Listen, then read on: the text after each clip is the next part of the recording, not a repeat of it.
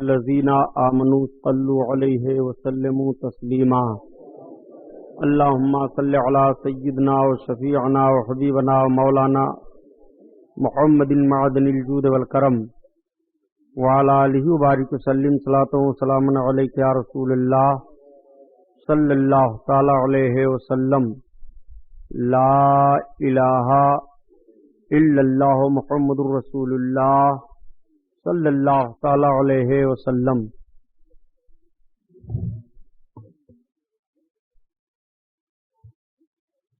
الحمدللہ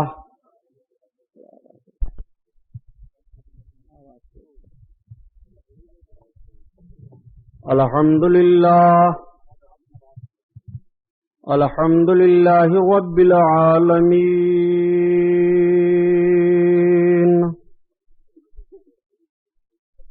الصلاة والسلام على سيد المرسلين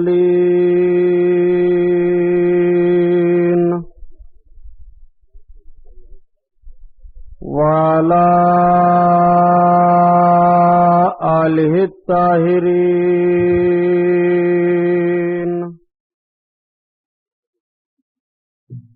وأصحابه المطهرين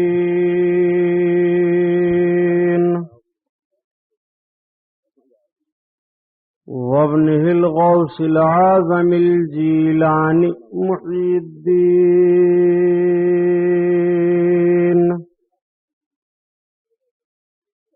وأهل بيته أجمعين، أما بعد، فأعوذ بالله من الشيطان الرجيم، بسم الله الرحمن الرحيم۔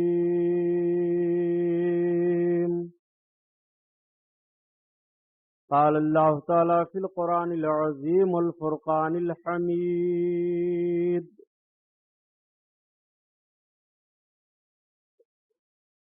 وعلمك ما لم تكن تعلم وكان فضل الله عليك عظيما۔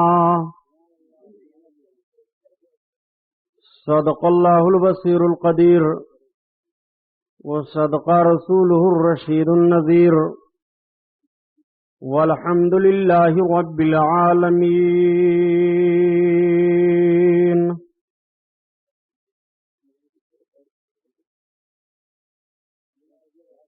لائق صد احترام علماء اہل سنت، قابل قدر سامعین حضرات،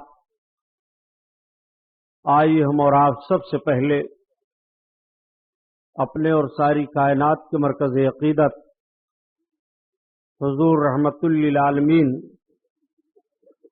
شفیع المذنبین رسول گرامی وقار محبوب پروردگار دونوں عالم کے مالک و مختار حضور محمد الرسول اللہ صلی اللہ تعالی علیہ وسلم کے دربار پر انوار میں درود شریف کا نذرانہ پیش فرمائیں۔ پڑھیے بلند آواز سے، اللہم صلی علی سیدنا و مولانا محمد معدن الجود والکرم وعلی آلہ وبارک وسلم صلاۃ و سلام علیک یا رسول اللہ صلی اللہ تعالی علیہ وسلم۔ پورا مجمع خیر و برکت کے لیے اور پڑھ لیجئے درود پاک، اللہم صلی علی سیدنا و مولانا محمد معدن الجود والکرم وعلی آلہ وبارک وسلم صلاۃ و سلام علیک یا رسول اللہ صلی اللہ تعالی علیہ وسلم۔ حضرات گرامی، آج کا یہ عظیم الشان رحمت و نور میں ڈوبا ہوا جشن امام اعظم ابو حنیفہ رضی اللہ تعالی عنہ کا پروگرام، جس میں ہم اور آپ شرکت کی سعادت حاصل کیے ہوئے ہیں، مبارکباد کے لائق ہیں بزم رضا کے تمام ارکان، جنہوں نے اس مقدس محفل کا انعقاد کیا، علماء اہل سنت کو دعوتیں پیش کی، انشاءاللہ ابھی آپ میرے بعد شہزادہ حضور شعیب الاولیاء کا بھی عظیم بیان سماعت فرمائیں گے۔ ناظم اسٹیج صاحب الفضیلت حضرت علامہ محمد فاروق صاحب قبلہ مدہ ظلہ العالی کا حکم مجھے پہلے ہوا، اسٹیج پر جلوہ افروز تمام علماء حضرت العلامہ محمد صابر صاحب قبلہ، حضرت علامہ اسرافیل صاحب، ہمارے یہ دوسرے علماء حفاظ قرہ، رب العزت ان کی زندگیوں میں برکت عطا فرمائے، ان کے علمی فیضان سے ہم کو اور آپ کو فائدہ اٹھانے کی توفیق عطا فرمائے۔ اس سے پہلے جو حضور سرکار غریب نواز کے نام پر ایک عظیم الشان محفل 2 روزہ اسی جگہ پر منعقد ہوئی تھی، جس کے سرخیل مخیر قوم و ملت، محب العلماء محبوب العوام، محترم جناب الحاج سیٹھ شاہ عالم صاحب اظہری، رب تعالی ان حضرات کی محنتوں کو قبول فرمائے، دارین کی سعادتوں سے سرفراز فرمائے۔ محفل منعقد ہوئی تھی، میں نے بیان کا کچھ حصہ چھوڑا تھا اور وعدہ کیا تھا کہ انشاءاللہ تعالی حاضر ہو کر کے اسی بیان کو مکمل کروں گا، لیکن آج جب شاہ عالم سیٹھ سے ملاقات ہوئی تو انہوں نے مجھے عنوان دیا کہ سبحانی صاحب آپ کو آج سرکار کے علم غیب کے تعلق سے بیان کرنا ہے۔ سبحان اللہ سبحان اللہ۔ آپ حضرات اپنی دکانوں پر رہتے ہیں، ہوٹلوں میں بیٹھ جاتے ہیں، کاروباری بنیاد پر آپ لوگوں کا ایک دوسرے سے ملنا ہوتا ہے۔ کچھ ایسے بھی ذہن کے گندے ہوتے ہیں جو اللہ کے حبیب صلی اللہ علیہ وسلم کے علم غیب پاک پر لب کشائی کرتے ہیں، منہ کھولتے ہیں۔ اس تعلق سے انشاءاللہ میں پوری کوشش کروں گا کہ آپ یہاں سے بیان نہیں بلکہ کتاب سن کر کے جائیے، سبحان اللہ۔ محبت سے درود پاک پڑھیے تو پھر بات آگے بڑھے۔ صلی اللہ علیہ وسلم، صلی اللہ علی النبی والہ صلی اللہ تعالی علیہ وسلم، صلاۃ و سلام علیک یا حبیب اللہ صلی اللہ تعالی علیہ وسلم۔ تو آئیے حسب معمول نعت پاک رسول صلی اللہ تعالی علیہ وسلم کے چند اشعار۔ اعلی حضرت عظیم البرکت آیت من آیات اللہ، معجزۃ من معجزات رسول اللہ، امام احمد رضا خان علیہ الرحمت و رضوان کی سماعت فرمائیں۔ اعلی حضرت عظیم البرکت اپنے آقا صلی اللہ تعالی علیہ وسلم کی تعریف نعت میں جب کرتے ہیں، میں یہ بتاتا رہتا ہوں کہ آپ کی نعت کا کوئی نہ کوئی شعر یا تو سرکار کا کوئی معجزہ ہوتا ہے، یا تو قرآن عظیم کی کسی آیت کا کوئی ترجمہ، یا تو آقا کریم صلی اللہ علیہ وسلم کی مقدس زندگی پاک کا کوئی گوشہ۔ جیسے سرکار اعلی حضرت عظیم البرکت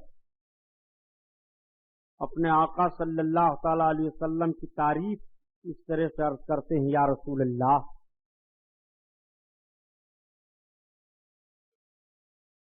لمیات نظیرو کفی نظر لمیات نظیرو کفی نظر مثل تو نشد پیدا جانا جگراج کو تاج تورے سر سوہے تجھ کو شہ دوسرا جانا البحر علا والموج طغى من بے کسو طوفان ہو شربا من بے کسو طوفان ہو شربا مجدار میں ہوں بگڑی ہے ہوا موری نیا پار لگا جانا مجدھار میں ہوں بگڑی ہے ہوا موری نیا پار لگا جانا. اعلی حضرت کے شعر میں تلمیح ہے. جب آپ حج کرنے کے لیے جا رہے تھے اس وقت یہ پانی والا جہاز چلتا تھا. آپ جب اس پر سوار ہوئے جہاز چلا اور بھی تمام حجاج تھے تو آقا کریم صلی اللہ علیہ وسلم نے کشتی پر سوار ہونے کے وقت ایک دعا بتائی ہے. یہ آدمی جب کشتی پر سوار ہو اور وہ دعا پڑھ لے تو سمندر کے طوفان سے موج سے طغیانی سے محفوظ رہے گا. کشتی کے غرقابی سے اس کو حفاظت رہے گی. اعلی حضرت عظیم البرکت رضی اللہ تعالی عنہ جب سوار ہوئے تو آپ نے کشتی کی اس دعا کو پڑھ لیا. سمندر میں جہاز جا رہا تھا, ہچکولے کھانے لگا, طوفان اٹھا. تو حاجیوں نے کہا حضرت جہاز کا کپتان اعلان کر رہا ہے کہ اس وقت جہاز سمندر میں پھنس گیا ہے, طوفان ہے, ہچکولے کھا رہا ہے. تو اعلی حضرت عظیم البرکت ارشاد فرماتے ہیں کہ اللہ کے حبیب صلی اللہ تعالی علیہ وسلم نے کشتی میں سوار ہونے کے وقت جس دعا کو بتایا ہے کہ پڑھ لو, اس کو میں پڑھ کر کے سوار ہوا ہوں. میرا ایمان و عقیدہ ہے کہ تمام سمندر کے طوفان سے میں محفوظ رہوں گا. سبحان اللہ سبحان اللہ. لوگوں نے پھر عرض کیا کہ سرکار بہت زور پر طوفان ہے, کشتی بالکل ہچکولے کھا رہی ہے, خطرہ ہو گیا ہے, جہاز کا کپتان اعلان پر اعلان کر رہا ہے. تو اعلی حضرت عظیم البرکت اپنے آقا کی طرف لو لگاتے ہیں. اب آپ اس شعر کو پڑھیے اور منظر کو ملاحظہ کیجیے. البحر علا والموج طغى من بے کسو طوفان ہو شربا من بے کسو طوفان ہو شربا مجدھار میں ہوں بگڑی ہے ہوا موری نیا پار لگا جانا مجدھار میں ہوں بگڑی ہے ہوا موری نیا پار لگا جانا. اور اسی موقع کا ایک شعر یہ بھی ہے، آنے دعا ڈوبو دو اب تو تمہاری جانب یا رسول اللہ،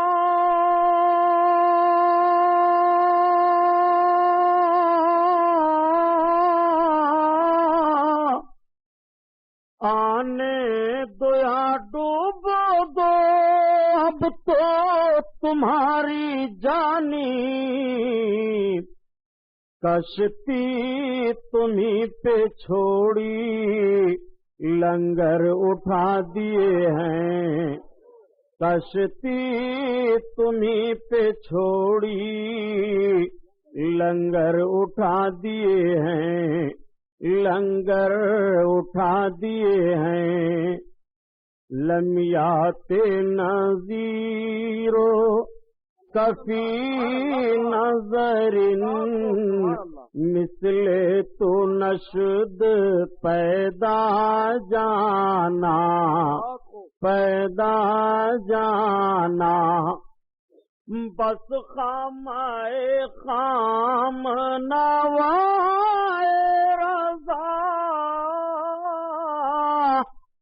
نہ یہ طرز میری نہ یہ رنگ میرا، نہ یہ طرز میری نہ یہ رنگ میرا، ارشاد احبا ناطق تھا، نچار اس راہ پڑا جانا، ارشاد احبا ناطق تھا، نچار اس راہ پڑا جانا۔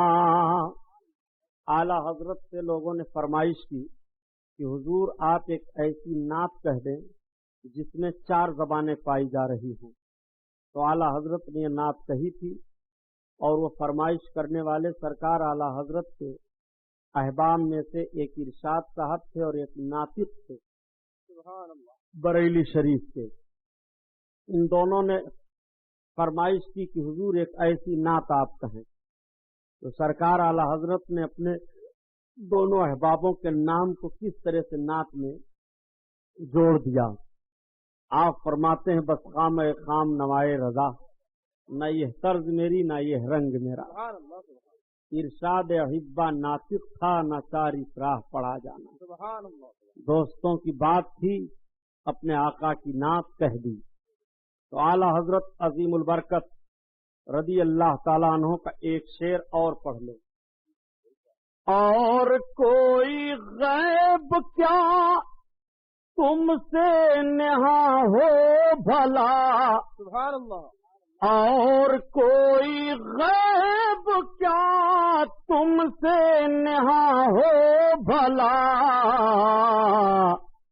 جب نہ خدا ہی چھپا تم پہ کروڑوں درود، طیبہ کے شمس و ضحیٰ تم پہ کروڑوں درود، طیبہ کے بدر و دجا تم پہ کروڑوں درود۔ اور یہ شعر یاد کر لو، پڑھا کرو، تو انشاءاللہ دشمنوں کے شر سے بچے رہو گے۔ تم ہو حفیظ و مغیث، کیا ہے سب دشمن خبیث، تم ہو حفیظ و مغیث، کیا ہے وہ دشمن خبیث، تم ہو تو پھر خوف کیا تم پہ کروڑوں درود، تم ہو تو پھر خوف کیا تم پہ کروڑوں درود۔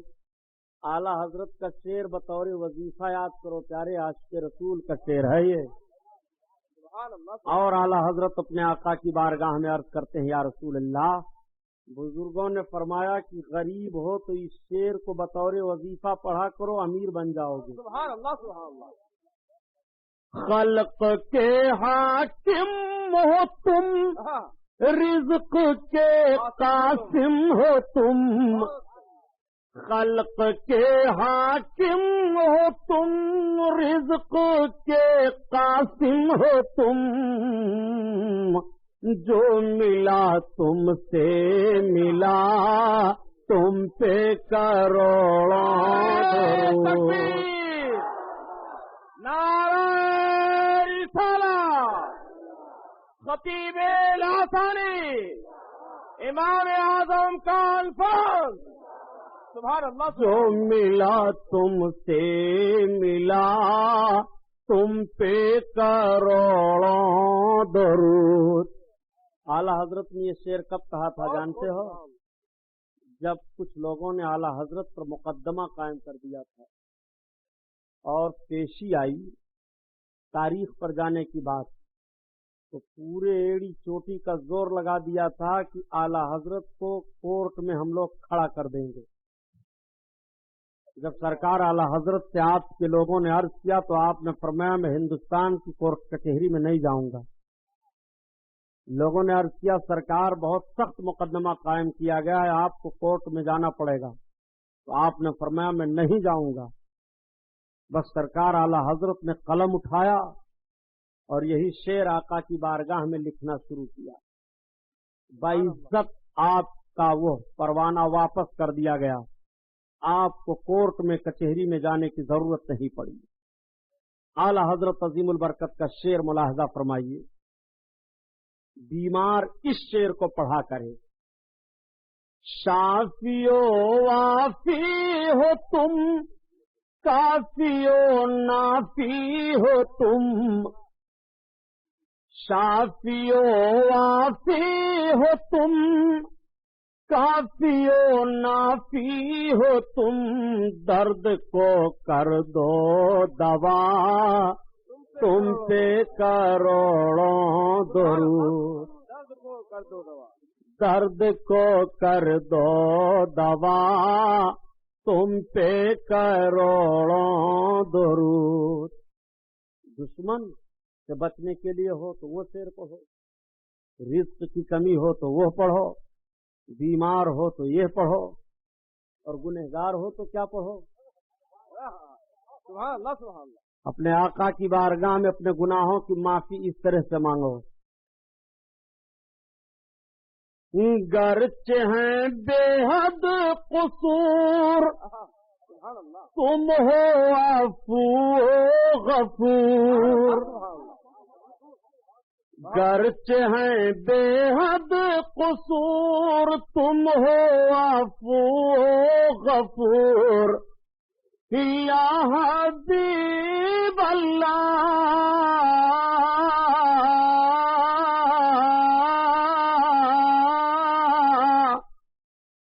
گرچہ ہیں بے حد قصور تم ہو عفو غفور، بخش دو جرم و خطا تم پہ کروڑوں درود، بخش دو جرم و خطا تم پہ کروڑوں درود۔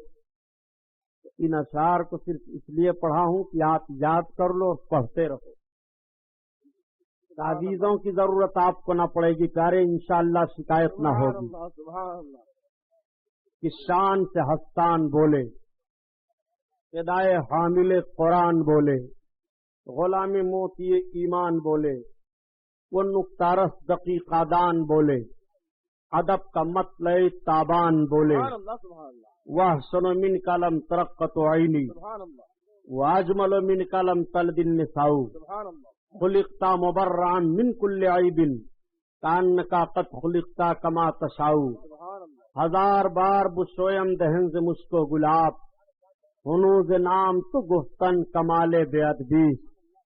حضرات، اللہ کے حبیب صلی اللہ تعالی علیہ وسلم نے مکہ شریف میں جب سب سے پہلے کلمہ توحید کا اعلان فرمایا.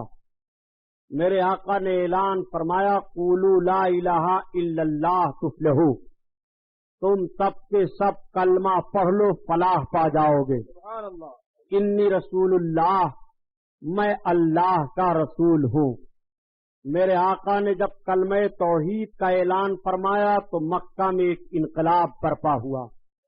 گھر گھر میں اختلاف شروع ہو گیا، محلے محلے میں اختلاف شروع ہوا، باپ بیٹے میں اختلاف ہونے لگا، بھائی بھائی میں اختلاف ہونے لگا.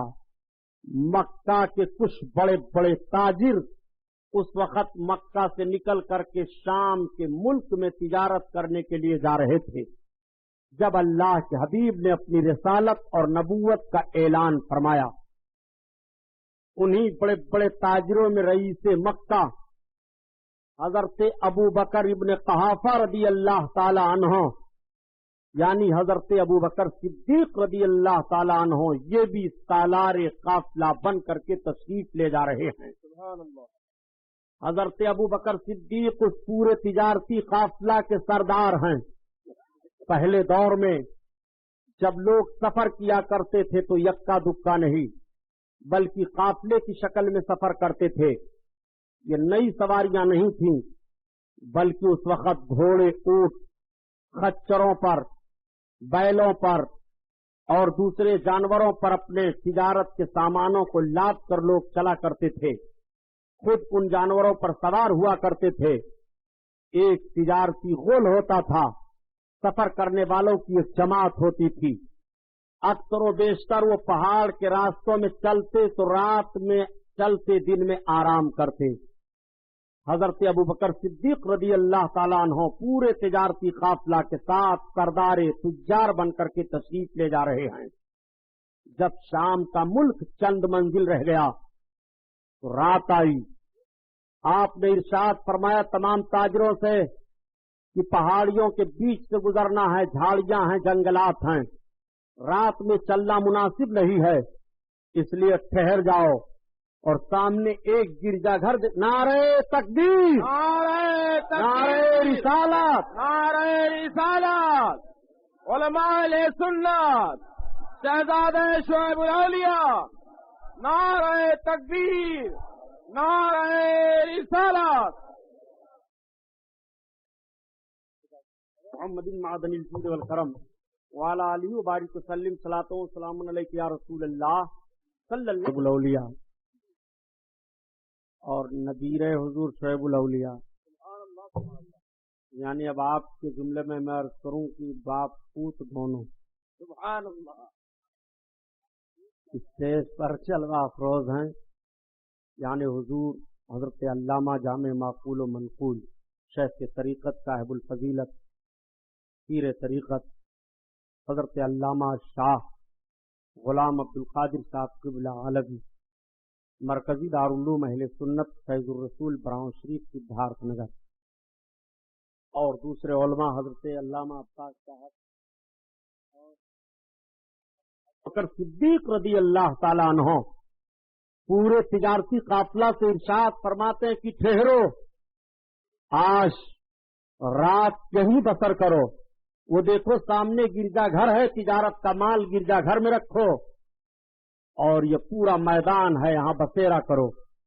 آپ نے اپنے غلام کو بھیجا، غلام جاؤ معلوم کرو گرجا گھر کے اندر جو راہب ہے اگر اجازت دے دے تو اس کی اجازت سے کچھ تجارت کے سامان جو نازک ہیں وہ رکھ دیے جائیں. آپ کا غلام گیا، راہب کا غلام دروازہ پر بیٹھا ہوا تھا. حضرت ابوبکر کے غلام نے کہا میں مکہ کے سردار رئیس مکہ ابو بکر ابن قحافہ کا غلام ہوں جو پورے تجارتی قافلہ کے سردار ہیں. تم کون ہو؟ اس نے کہا اس گرجا گھر کے اندر جو میرا آقا صرف خدا کی عبادت کرتا ہے میں اس کا غلام ہوں. کہا اپنے آقا سے پوچھ لو کیا مجھے یہاں ٹھہرنے کی اجازت دی جا سکتی ہے؟ ہم اپنے تجارت کے کچھ مال کو رکھنا چاہتے ہیں. اس نے کہا نہیں، یہاں کسی کو رہنے کی اور ٹھہرنے کی اجازت نہیں ہے. اب سے پہلے کچھ لوگ آئے تھے جنہوں نے کچھ ایسا گھنونا کردار یہاں کیا کہ ہمارا آقا خفا ہو گیا. اس غلام نے کہا پہلے تم جا کر بتا دو تو کہ ہم مکہ کے تاجر ہیں۔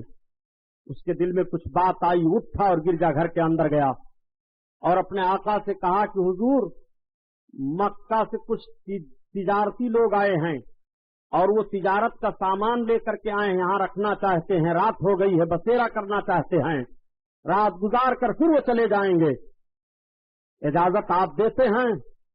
مکہ کا نام سننا تھا کہ راہب اٹھ کر کے کھڑا ہو گیا۔ اس نے ایک پرانی کتاب نکالی اور نکالنے کے بعد اس میں کچھ دیکھنے لگا اور دیکھنے کے بعد کہا غلام جاؤ اس غلام سے کہہ دو کہ تم اپنے آقا کو بلا کر لاؤ۔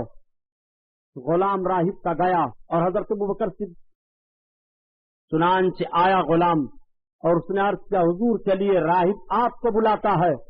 حضرت ابوبکر صدیق پہنچے، راہب دیکھا، اٹھ کر کے کھڑا ہو گیا، کھڑے ہونے کے بعد پیشانی کا بوسہ لیا، ہاتھ کو ہاتھ میں لے لیا، اس نے عرض کیا اے تجارتی قافلہ کے سردار آپ ہم کو اجازت دیجئے میں آپ کو امیر المومنین کہوں۔ اتنا سننا تھا، حضرت ابوبکر صدیق چونک پڑے۔ آپ فرماتے ہیں کہ تم یہ کیا کر رہے ہو؟ میرا تو نام یہ ہے، میں مکہ کا رہنے والا ہوں، میرے شہر کا جغرافیہ یہ ہے۔ اس نے کہا آپ خفا نہ ہو، آپ کا نام ابوبکر ابن قحافہ ہے، آپ صدیق کے نام سے پکارے جائیں گے، آپ کو امیر المومنین کہا جائے گا۔ حضرت ابوبکر فرماتے ہیں آخر وجہ کیا ہے، یہ کیا بتا رہے ہو؟ اس نے کہا ایک تجار سردار آپ کو معلوم نہیں ہے، آپ کو یہ پتا نہیں ہے کہ سب سے پہلے نبی آخر الزماں کا کلمہ آپ پڑھو گے، سب سے پہلے امیر المومنین آپ کو کہا جائے گا اور آپ کو نبی آخر الزماں صدیق کا خطاب عطا فرمائیں گے، اور مکہ کی سرزمین پر وہ نبی آخر الزماں مبعوث ہو چکے ہیں، رسالت و نبوت کا ان کے اعلان ہو چکا ہے۔ حضرت ابوبکر صدیق تڑپ گئے۔ آپ کسی طرح سے رات گزارتے ہیں، جب رات ختم ہو گئی تو وہیں اونے پونے کر کے اپنے مال کو بیچا اور تاجروں سے کہا تم ملک شام جاؤ، میں مکہ واپس جا رہا ہوں۔ حضرت ابوبکر صدیق جب مکہ واپس آئے بہت غور سے سنو، اور اگر حوالہ غلط ہو تو جو چور کی سزا وہ غلام محی الدین سبحانی کی۔ دیکھو اپنے آقا کی شان نبوت۔ حضرت ابوبکر صدیق جب مکہ میں داخل ہوئے تو ایک انقلاب برپا تھا، مکہ میں ہر طرف یہ بات گونج رہی تھی کہ محمد نے پیغمبری کا اعلان کیا ہے، اپنے رسول ہونے کا اعلان کیا ہو۔ اعلان فرماتے ہیں کہ میرا کلمہ پڑھو فلاح پا جاؤ گے، میں اللہ کا حبیب ہوں، میں اللہ کا رسول ہوں۔ یہ اعلان مکہ کی گلیوں میں گھر گھر گونج رہا تھا، گلی گلی سے آواز آ رہی تھی۔ حضرت ابوبکر صدیق جب اپنے گھر پہنچے، تجارت کے مال کو رکھا، گھر والوں سے پوچھا یہ بتاؤ کہ تمہیں پتا ہے محمد کہاں ملیں گے؟ گھر والوں نے کہا آپ پہلے کپڑے اتارے، کھانا پانی کھا پی لیں، سفر کے تکان سے آپ اطمینان ہو لیں۔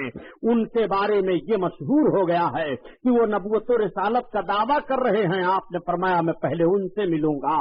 گھر والوں نے کہا وہ کبھی ادھر چلے جاتے ہیں، کبھی ادھر جاتے ہیں، کبھی مکہ کے لوگوں سے مل کر کے اپنے کلمہ کو پیش کرتے ہیں۔ اللہ کے حبیب کی تلاش میں حضرت ابوبکر صدیق نکل پڑے تو خوشبو آ رہی تھی، اسی خوشبو کو آپ سونگھتے ہوئے چلے جا رہے ہیں۔ اب اعلیٰ حضرت کا شعر پڑھ لو تو ایمان تازہ ہو جائے۔ ان کی مہک نے دل کے غنچے کھلا دیے ہیں، جس راہ چل گئے ہیں کوچے بسا دیے ہیں، کوچے بسا دیے ہیں۔ حضرت ابوبکر صدیق لوگوں سے پتہ پوچھتے ہوئے چلے جا رہے ہیں۔ لوگ کہہ رہے ہیں اے ابوبکر ابن قحافہ آپ ان کا پتہ پوچھ رہے ہو جو ہمارے معبودوں کو برا کہہ رہے ہیں، جو اندیکھے خدا کی عبادت کا حکم دے رہے ہیں۔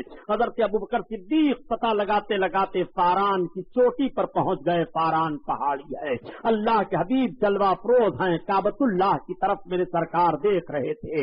اتنے میں حضرت ابوبکر صدیق سرکار کے قریب پہنچے، نگاہ نبوت پڑی۔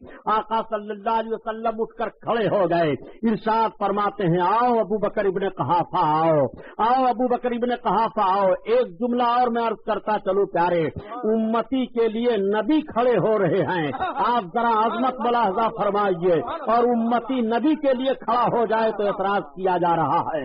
حضرت ابو بکر صدیق رضی اللہ تعالیٰ عنہ کے لیے میرے آقا کھڑے ہو گئے، فرماتے آؤ ابو بکر ابن قحافہ قریب آؤ۔ جب حضرت ابو بکر قریب ہوئے تو آقا ارشاد فرماتے ہیں اہلن و سہلن مرحبا، اہلن و سہلن مرحبا۔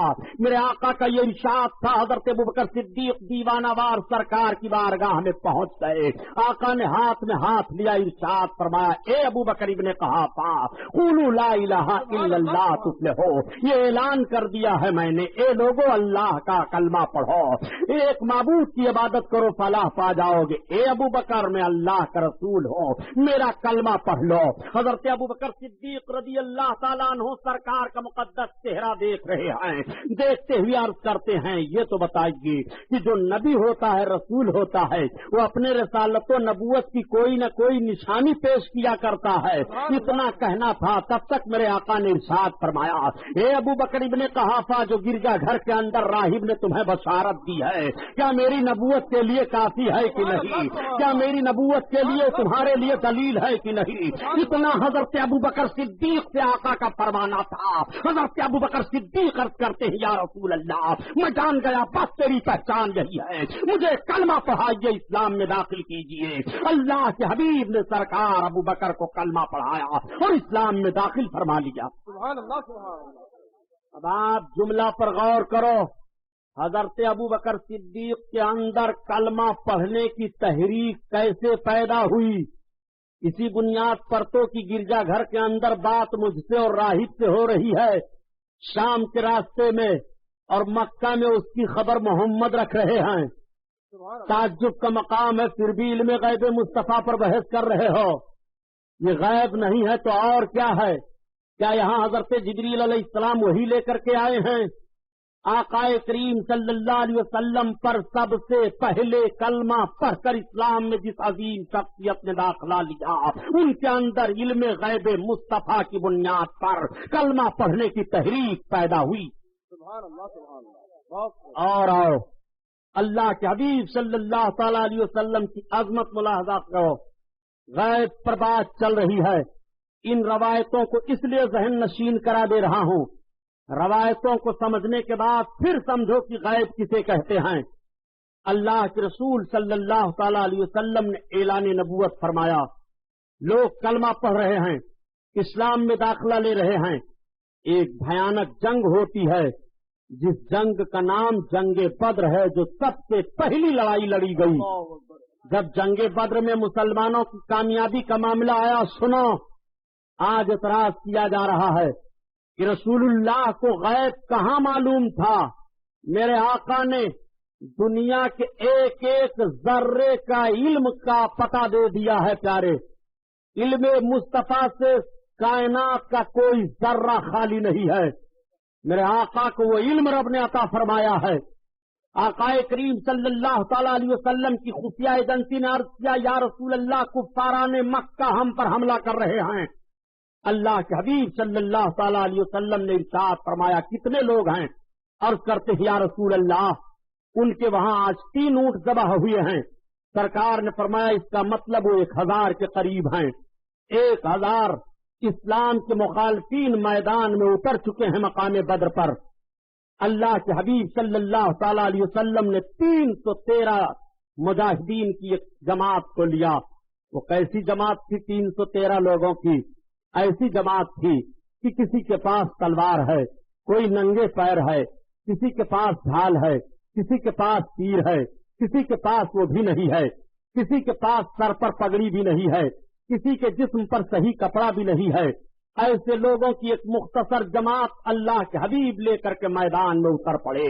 میرے سرکار جب میدان میں اترے خیمہ زن ہو گئے، تو حضرت عمر فاروق اعظم کو بلایا. آپ نے فرمایا عمر بن خطاب ادھر آؤ. حضرت عمر بن خطاب آئے. اللہ کے حبیب نے ان کے ہاتھ کو پکڑ لیا. ایک ہاتھ سرکار ان کا ہاتھ اپنے ایک ہاتھ میں لیے ہوئے ہیں اور دوسرے ہاتھ میں میرے آقا کے عصا شریف ہے, اور عصا شریف کے میدان میں چل کر کے میرے سرکار ایک لکیر کھینچ رہے ہیں اور ارشاد فرما رہے ہیں اے عمر, کل اس کے اندر ابو جہل مارا جائے گا, کل اس کے اندر فلاں کافر مارا جائے گا, کل فلاں کافر یہاں مارا جائے گا. اللہ کے حبیب صلی اللہ تعالی علیہ وسلم نے ابو جہل کے مرنے کی لکیر کھینچ دی ہے اور جگہ بتا دی ہے. میں آپ سے پوچھنا چاہتا ہوں کہ مرے گا ابو جہل, کل اللہ کے حبیب خبر دے رہے ہیں آج مرے گا اس جگہ پر, کل اللہ کے حبیب لکیر کھینچ کر بتا رہے ہیں کہ اسی دائرہ کے اندر ابو جہل مارا جائے گا. اللہ کے حبیب صلی اللہ علیہ وسلم جب یہ نشاندہی کر رہے تھے تو حضرت عمر فاروق اعظم نے یہ نہیں عرض کیا یا رسول اللہ آپ کل کی بشارت کیسے دے رہے ہیں, کل کی خبر آپ کیسے دے رہے ہیں, مرنے والا کل مرے گا, اس کی بشارت آج آپ دے رہے ہیں, اس کی خوشخبری مسلمانوں کو آج سنا رہے ہیں کہ کل دشمن یہاں مار دیا جائے گا. یا رسول اللہ کل جو مرے گا اس کا علم تو صرف اللہ کو ہے, آپ کو کیسے ہے؟ اللہ کے حبیب سے یہ حضرت عمر فاروق اعظم نے اعتراض نہیں کیا, بلکہ حضرت عمر فاروق اعظم سر تسلیم خم کیے دے رہے ہیں اور دیکھ رہے ہیں کہ میرے آقا ارشاد فرماتے ہیں اے عمر بن خطاب کل اسی لکیر کے اندر ابو جہل مارا جائے گا. اللہ کے حبیب نے یہ بتا دیا, تمام صحابہ دیکھ رہے ہیں. جب دوسرے دن جنگ ہوتی ہے پیارے, تو ٹھیک میرے آقا صلی اللہ علیہ وسلم نے جو نشاندہی فرمائی تھی ابو جہل اسی لکیر کے اندر دائرہ کے اندر مارا گیا. اور ابو جہل کو مارنے والے کون تھے؟ جو چھوٹے چھوٹے بچے تھے. ان چھوٹے چھوٹے بچوں کے تعلق سے حضرت عبد الرحمن ابن عوف کہتے ہیں کہ دو چھوٹے بچے آئے اور مجھ سے کہنے لگے اے چچا یہ تو بتاؤ اللہ کے حبیب کا دشمن ابو جہل کہاں ہے؟ حضرت عبد الرحمن کہتے ہیں میں نے پوچھا بیٹو کیا کرو گے؟ ان شہزادوں نے کہا کہ ہم اس کو قتل کریں گے, ہم اس کو ماریں گے. اللہ کے حبیب کو گالی دے رہا ہے. وہ دونوں چھوٹے بچے آگے بڑھے اور اس زور سے حملہ کیا کہ ابو جہل سنبھل نہ سکا, گھوڑے سے نیچے گر پڑا. حضرت عبداللہ ابن مسعود پہنچ کر کے اس کی گردن کاٹ دیتے ہیں. جب جنگ کامیابی میں بدل گئی, اللہ کے حبیب صلی اللہ علیہ وسلم نے مقتولین کو دیکھا اور دیکھنے کے بعد سرکار ارشاد فرماتے ہیں دیکھو جو میں نے نشاندہی کی تھی ابو جہل ٹھیک اسی دائرہ کے اندر مارا گیا ہے. میں آپ سے بتانا چاہتا ہوں قتل ہو رہا ہے ابو جہل آج, اور اس کے قتل کی خبر اللہ کے حبیب پہلے دے رہے ہیں. یہ علم غیب مصطفیٰ نہیں ہے تو اور کیا ہے, یہ رسول اللہ کا علم نہیں ہے تو اور کیا ہے. آؤ اللہ کے حبیب صلی اللہ علیہ وسلم نے کس کس چیز کی خبر نہیں دی ہے. نبی کونین صلی اللہ تعالی علیہ وسلم جلوہ افروز ہیں. یہی مقام بدر ہے جب جنگ جیت لی گئی اور کچھ لوگ قیدی بنا لیے گئے, مدینہ شریف میں لائے گئے تو اللہ کے حبیب نے صحابہ کا اجتماع کیا اور آپ ارشاد فرماتے ہیں اے میرے صحابہ مشورہ یہ دو کہ ان قیدیوں کے تعلق سے کیا کیا جائے. وہ جو مدینہ طیبہ میں گرفتار ہو کر کے کفار آئے ہیں 70 لوگ تھے جو گرفتار کیے گئے تھے. ان 70 لوگوں میں اللہ کے حبیب کے چچا حضرت عباس بھی ہیں, ان 70 لوگوں میں حضرت عمرو بن عاص بھی ہیں.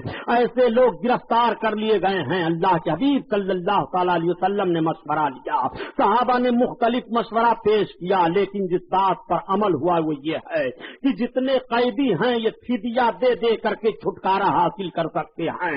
جن لوگوں کے پاس کچھ نہیں تھا دینے کے لیے اور وہ پڑھے لکھے تھے تو اللہ کے حبیب ارشاد فرماتے ہیں کہ یہ مدینہ طیبہ میں مسلمانوں کے بچوں کو پڑھا لکھا دے, ان کا فدیہ یہی ہے, ان کے چھوڑنے کا بدلہ یہی ہے. میرے آقا نے تعلیم پر کس طرح سے زور دیا ہے اس پر بھی غور فرمائیے. اللہ کے حبیب صلی اللہ تعالی علیہ وسلم کے سامنے حضرت عباس آپ کے چچا لائے جاتے ہیں. آپ نے فرمایا چچا جان آپ فدیہ دینا چاہتے ہو کہ آپ کے تعلق سے کچھ اور فیصلہ کیا جائے؟ تو حضرت عباس عرض کرتے ہیں کہ میرے پاس کچھ نہیں ہے. اللہ کے حبیب ارشاد فرماتے ہیں آپ کے پاس کچھ نہیں ہے, بتاؤں آپ کے پاس کیا ہے؟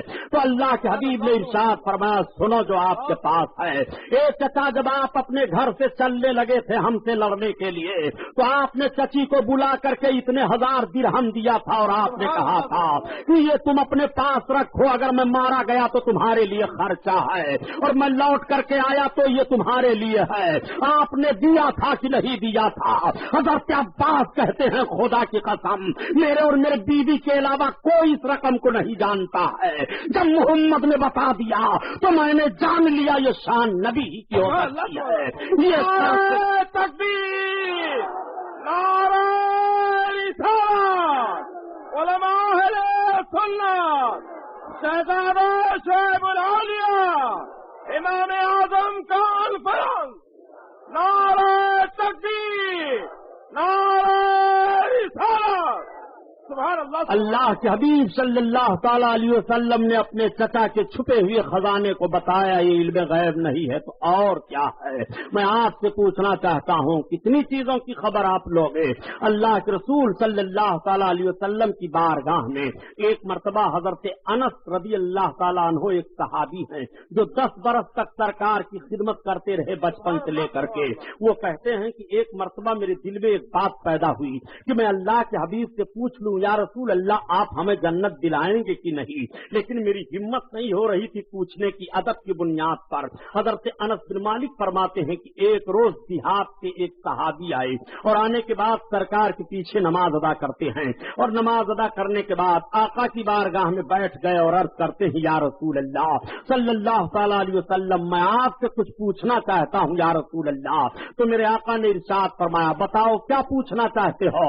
وہ عرض کرتے ہیں یا رسول اللہ یہ پوچھنا چاہتا ہوں کہ سرکار قیامت کب آئے گی؟ اب آپ ذرا غور فرمائیے، آج ایک جملہ یہ بھی کہا جاتا ہے کہ اگر نبی صلی اللہ تعالی علیہ وسلم کو غیب کا علم ہوتا تو یہ کیوں نہ بتا دیتے کہ قیامت کب آئے گی؟ نادان نبی نے بتایا تو ہے کہ قیامت جمعہ کے دن آئے گی، قیامت محرم کے مہینہ میں آئے گی، قیامت جب آئے گی تو عورتوں کی کثرت ہوگی، قیامت جب قریب ہوگی تو شراب عام طور سے لوگ پیئیں گے، قیامت جب قریب ہوگی تو زنا عام طور سے کریں گے، قیامت جب قریب ہوگی تو فساق و فجار کی حکومت ہو جائے گی، قیامت جب قریب ہوگی تو مسجدوں میں زور زور سے چلائیں گے، قیامت جب قریب ہوگی تو شریفوں کو رذیل سمجھا جائے گا، قیامت جب قریب ہوگی تو دولت کی کثرت ہو جائے گی، قیامت جب قریب ہوگی تو بازاروں کی کثرت ہو جائے گی، قیامت جب قریب ہوگی تو دوستوں کی قدر کریں گے، ماں باپ کی نافرمانی کریں گے، قیامت جب قریب ہوگی تو عورتیں حکومت کریں گی، قیامت جب قریب ہوگی تو ننگے پیر ننگے بدن والے محلوں میں فخر کریں گے، چرواہے حکومت کریں گے۔ اللہ کے حبیب نے ساری باتیں بتا دی ہیں۔ آقا فرماتے ہیں قیامت جب قریب آئے گی تو زمین اپنے خزانے کو اگل دے گی، قیامت جب قریب آئے گی تو دابۃ الارض نکلے گا، قیامت قریب آئے گی تو حضرت عیسیٰ علیہ السلام نزول فرمائیں گے، قیامت آئے گی اس سے پہلے حضرت مہدی علیہ السلام کا ظہور ہوگا، قیامت کا معاملہ ہوگا تو حضرت مہدی رضی اللہ تعالیٰ عنہ کا ظہور ہوگا، ان کا خطبہ پڑھا جائے گا۔ قیامت جب قریب آئے گی تو اس طرح کی نشانیاں ظاہر ہوں گی، علم اٹھ جائے گا، قیامت قریب آئے گی، قیامت کی بڑی بڑی نشانیوں کو اللہ کے حبیب صلی اللہ علیہ وسلم نے بتا دیا۔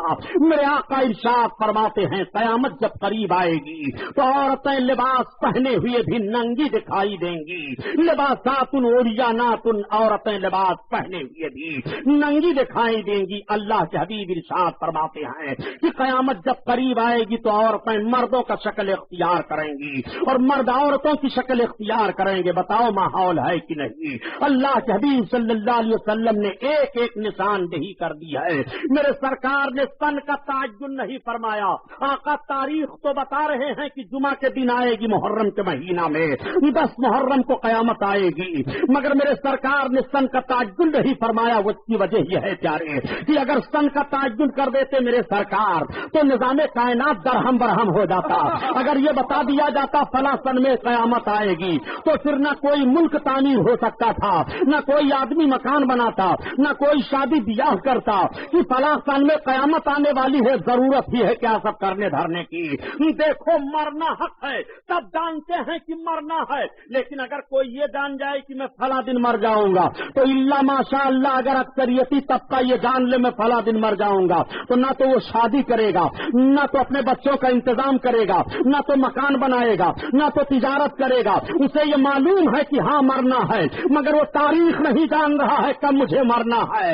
مقصد اپنی زندگی کا حاصل کرنے کے لیے اپنے کام کی رفتار کو بڑھائے جا رہا ہے۔ میرے آقا کو معلوم ہے کہ کس سن میں قیامت آئے گی، مگر نظام قدرت درہم برہم نہ ہونے پائے، اس بنیاد پر نبی نے سن کا تعین نہیں فرمایا۔ سبحان اللہ سبحان اللہ، نعرہ تکبیر، نعرہ رسالت، نبی شعیب الاولیاء، نعرہ تکبیر، سبحان اللہ سن کا تعین نہ کرنے پر ظالموں نے فیصلہ کر لیا کہ نبی کو معلوم نہیں کہ قیامت کب آئے گی. سنا، دجال پن ذہن سے نکالو. اللہ کے حبیب صلی اللہ علیہ وسلم سے جب انہوں نے عرض کیا یا رسول اللہ قیامت کب آئے گی، تو نبی نے انکار نہیں فرمایا کہ میں نہیں جانتا قیامت کب آئے گی. آقا صلی اللہ علیہ وسلم ارشاد فرماتے ہیں یہ تو بتاؤ تم نے قیامت کے لیے کون سی تیاری کر رکھی ہے. اب صحابی کا عرض سنو. جب میرے آقا نے یہ ارشاد فرمایا تو عرض کرتے ہیں یا رسول اللہ میں نے کوئی تیاری نہیں کر رکھی ہے. ہاں یا رسول اللہ اتنا ضرور ہے، صحابی نے اپنا عمل نہیں پیش کیا، اپنی نیکیوں کو نہیں شمار کرایا کہ میں یہ نیک کام کرتا ہوں قیامت کے لیے، میں یہ بھلائیاں کرتا ہوں قیامت کے دن کے لیے. جیسے میرے سرکار نے فرمایا کہ تم نے کون سی تیاری کر رکھی ہے، عرض کرتے ہیں یا رسول اللہ میں نے کوئی تیاری نہیں کر رکھی ہے. ہاں یا رسول اللہ اتنا ضرور ہے کہ آپ سے محبت کرتا ہوں اور اللہ سے محبت کرتا ہوں. تو آقا ارشاد فرماتے ہیں المرء مع من احب الیہ، جو جس سے محبت کرتا ہے اس کا گزر اسی کے ساتھ ہوگا. سبحان اللہ سبحان اللہ سبحان اللہ. نعرہ تکبیر، نعرہ رسالت، امام اعظم کانفرنس، ہماری بھی آواز جا چکی ہے. اب حضرت انس رضی اللہ تعالیٰ عنہ کہتے ہیں اب میرے اندر جرات پیدا ہوئی، ہمت ہوئی، لاؤ میں اپنے آقا سے اپنا انجام پوچھ لوں. تب عرض کرتے ہیں یا رسول اللہ اور قیامت میں میرے لیے جنت کا معاملہ؟ سرکار فرماتے ہیں انس میں قیامت میں تم کو جنت دلاؤں گا. قربان جائیے صحابی پر. صحابی نے قیامت کے تعلق سے اللہ کے حبیب سے سوال عرض کیا. آقا کریم صلی اللہ تعالی علیہ وسلم کی بارگاہ میں، میرے سرکار کی بارگاہ میں ایک صحابی حاضر آئے. بہت پتے کی بات عرض کر رہا ہوں، اس کو نوٹ کرو. ان کی اونٹنی غائب ہو گئی تھی. جب سرکار کی بارگاہ میں وہ حاضر ہوئے ان کی اونٹنی غائب ہو گئی. پہلے یہ عقیدہ بنا ہوگا کہ نبی سے پوچھو بتائیں گے تب تو آئے. پہلے صحابی کے ذہن و فکر میں بات آئی ہوگی تب تو وہ سرکار کی بارگاہ میں آ رہے ہیں. ذرا ذہن پر زور دے کر کے سمجھیے کہ صحابی تلاش نہیں رہے ہیں، بلکہ جب اونٹنی غائب ہو گئی تو اس کو آقا کی بارگاہ میں آ رہے ہیں تلاشنے کے لیے، اور سرکار کی بارگاہ میں حاضر ہو کر عرض کرتے ہیں یا رسول اللہ ایک فریاد لے کر کے سرکار میں آیا ہوں. آقا فرماتے فریاد؟ ہاں یا رسول اللہ کون سی بات ہے؟ عرض کرتے ہیں یا رسول اللہ میری اونٹنی غائب ہو گئی ہے. آپ واقعہ سنانا مقصد نہیں ہے، جو بات ذہن و فکر میں اتارنا چاہتا ہوں اس کو ذہن میں بٹھاؤ. علم غیب کے تعلق سے آج تمہارے اعتراض کا جنازہ نکال دوں گا. صحابی رسول سرکار کی بارگاہ میں حاضر ہو کر پوچھ رہے ہیں یا رسول اللہ میری اونٹنی غائب ہو گئی ہے. پتا چلا کہ صحابی کے ذہن و فکر میں پہلے یہ بات بس گئی ہے کہ نبی سے چل کر کے پوچھو نبی بتائیں گے. اگر یہ بات ہوتی کہ نبی نہیں جانتے ہیں چکی ہوئی چیزوں کو اور پوشیدہ چیزیں نبی کے علم میں نہیں ہیں تو صحابی نبی کی بارگاہ میں نہیں آتے. نبی کی بارگاہ میں اس لیے آ رہے ہیں کہ پہلے ان کا عقیدہ ہو چکا ہے کہ نبی چھپی ہوئی چیز کو بتا دیں گے. سبحان اللہ سبحان اللہ.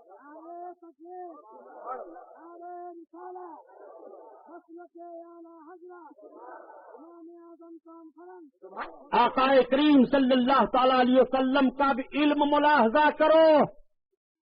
میرے سرکار صلی اللہ تعالی علیہ وسلم کے علم پاک پر اعتراض کرنے والوں، تم اپنی زبان میں نبی کو سمجھ رہے ہو. نبی کو تم اگر ابو جہل کے ذہن و فکر سے سمجھ لیتے تب بھی علم غیب پر اعتراض نہ کرتے. بے شک کیا بات ہے. نبی کریم صلی اللہ تعالی علیہ وسلم نے یہ نہیں ارشاد فرمایا کہ مجھے کیا معلوم تمہاری اونٹنی کہاں ہے، میں تو صرف کلمہ پڑھانے کے لیے ہوں، تبلیغ رسالت میرا کام ہے. تمہاری اونٹنی غائب ہو گئی ہے، تمہارا فلاں سامان غائب ہو گیا ہے، تمہارا فلاں سامان نہیں مل رہا ہے، اس کے لیے مجھے کیا خبر نہیں. جیسے انہوں نے عرض کیا یا رسول اللہ میری اونٹنی کہاں ہے، غائب ہو گئی ہے، تو آقا فرماتے ہیں چلے جاؤ، فلاں پہاڑی کے پیچھے جھاڑیاں ہیں، چند درخت ہیں، ان درختوں کی ایک شاخ سے تمہارے اونٹنی کی نکیل الجھ گئی ہے، وہیں پر تمہاری اونٹنی ہے۔ اب سرکار نے جو پتہ بتایا صحابی اسی پتہ کے مطابق چلے آ رہے ہیں، اور جب اللہ کے حبیب صلی اللہ علیہ وسلم کے صحابی وہاں پہنچے، جو نقشہ میرے آقا نے متعین فرمایا تھا پہاڑی کے پیچھے کا، تو ان کو ان کی اونٹنی مل جاتی ہے، وہ اپنی اونٹنی لے کر کے چلے گئے۔ اب یہ بات گشت کرنے لگی، تو وہ لوگ جو دل سے کلمہ نہیں پڑھتے تھے، منافق تھے، وہ زبان سے تو کلمہ پڑھتے تھے مگر دل میں سرکار کے لیے کجی رکھتے تھے، وہ کہنے لگے کہ ذرا محمد کو دیکھو، وہ تو چھپی ہوئی چیزوں کو بتا رہے ہیں، حالانکہ اونٹنی غائب ہو گئی تھی اس کے تعلق سے بتا رہے ہیں، بتائیے ان کو یہ بات کیسے معلوم ہو گئی؟ اس قسم کی باتیں منافقین آپس میں کرنے لگے۔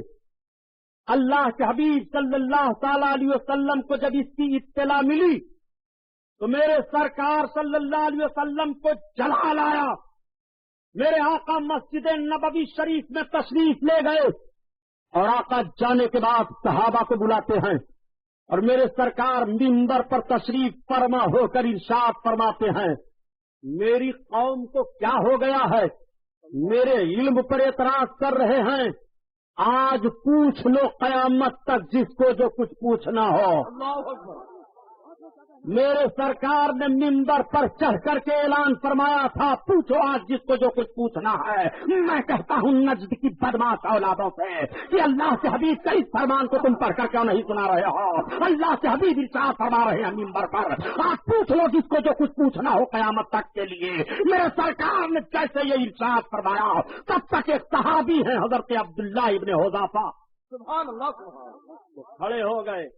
حضرت عبداللہ ابن حذافہ کے باپ کے تعلق سے لوگوں کو کچھ شبہ تھا، اتنا بڑا چانس کہاں ملے گا، اور ہمت تو دیکھو صحابی رسول کی۔ وہ کھڑے ہو گئے۔ جب میرے آقا نے ارشاد فرمایا پوچھو آپ جس کو جو کچھ پوچھنا ہو، تو حضرت عبداللہ کا یہ عقیدہ بنا کہ میرے باپ کے بارے میں لوگ شک کر رہے ہیں، اب اللہ کے حبیب سے پوچھ لوں گا تو شک دور ہو جائے گا، چاہے میں صحیح النسب آج ثابت ہوں گا، یہ جو کچھ معاملہ ہوگا میرے آقا فرما دیں گے۔ عرض کرتے ہیں یا رسول اللہ پوچھوں؟ ہاں پوچھو۔ عرض کرتے ہیں یا رسول اللہ من ابی، میرا باپ کون ہے؟ آقا ارشاد فرماتے ہیں ابو کا حذافہ، تیرا باپ حذافہ ہے۔ سبحان اللہ سبحان اللہ۔ اتنا سننا تھا، حضرت عبداللہ ابن حذافہ خوش ہو گئے سبحان اللہ۔ اور خوشی سے جھومنے لگے۔ ایک بات اور عرض کروں پیارے، اگر آج آپ کسی کے ولدیت کا انکار کر دیں، باپ کا، مثلا آپ کہہ دیں کہ عبد الرحمن عبداللہ کا بیٹا نہیں ہے اور عبد الرحمن عبداللہ ہی کا بیٹا ہے، آپ نے انکار کیا تو حضرت علوی صاحب قبلہ سے آپ پوچھو گے، شہزادے شعیب الاولیاء تھے، مولانا فاروق صاحب تھے، تو فرمائیں گے تم نے حرام کیا، کسی کے باپ کا انکار کرنا، تم فلاں کے بیٹے نہیں ہو، یہ حرام ہے، کفر نہیں قرار دیں گے۔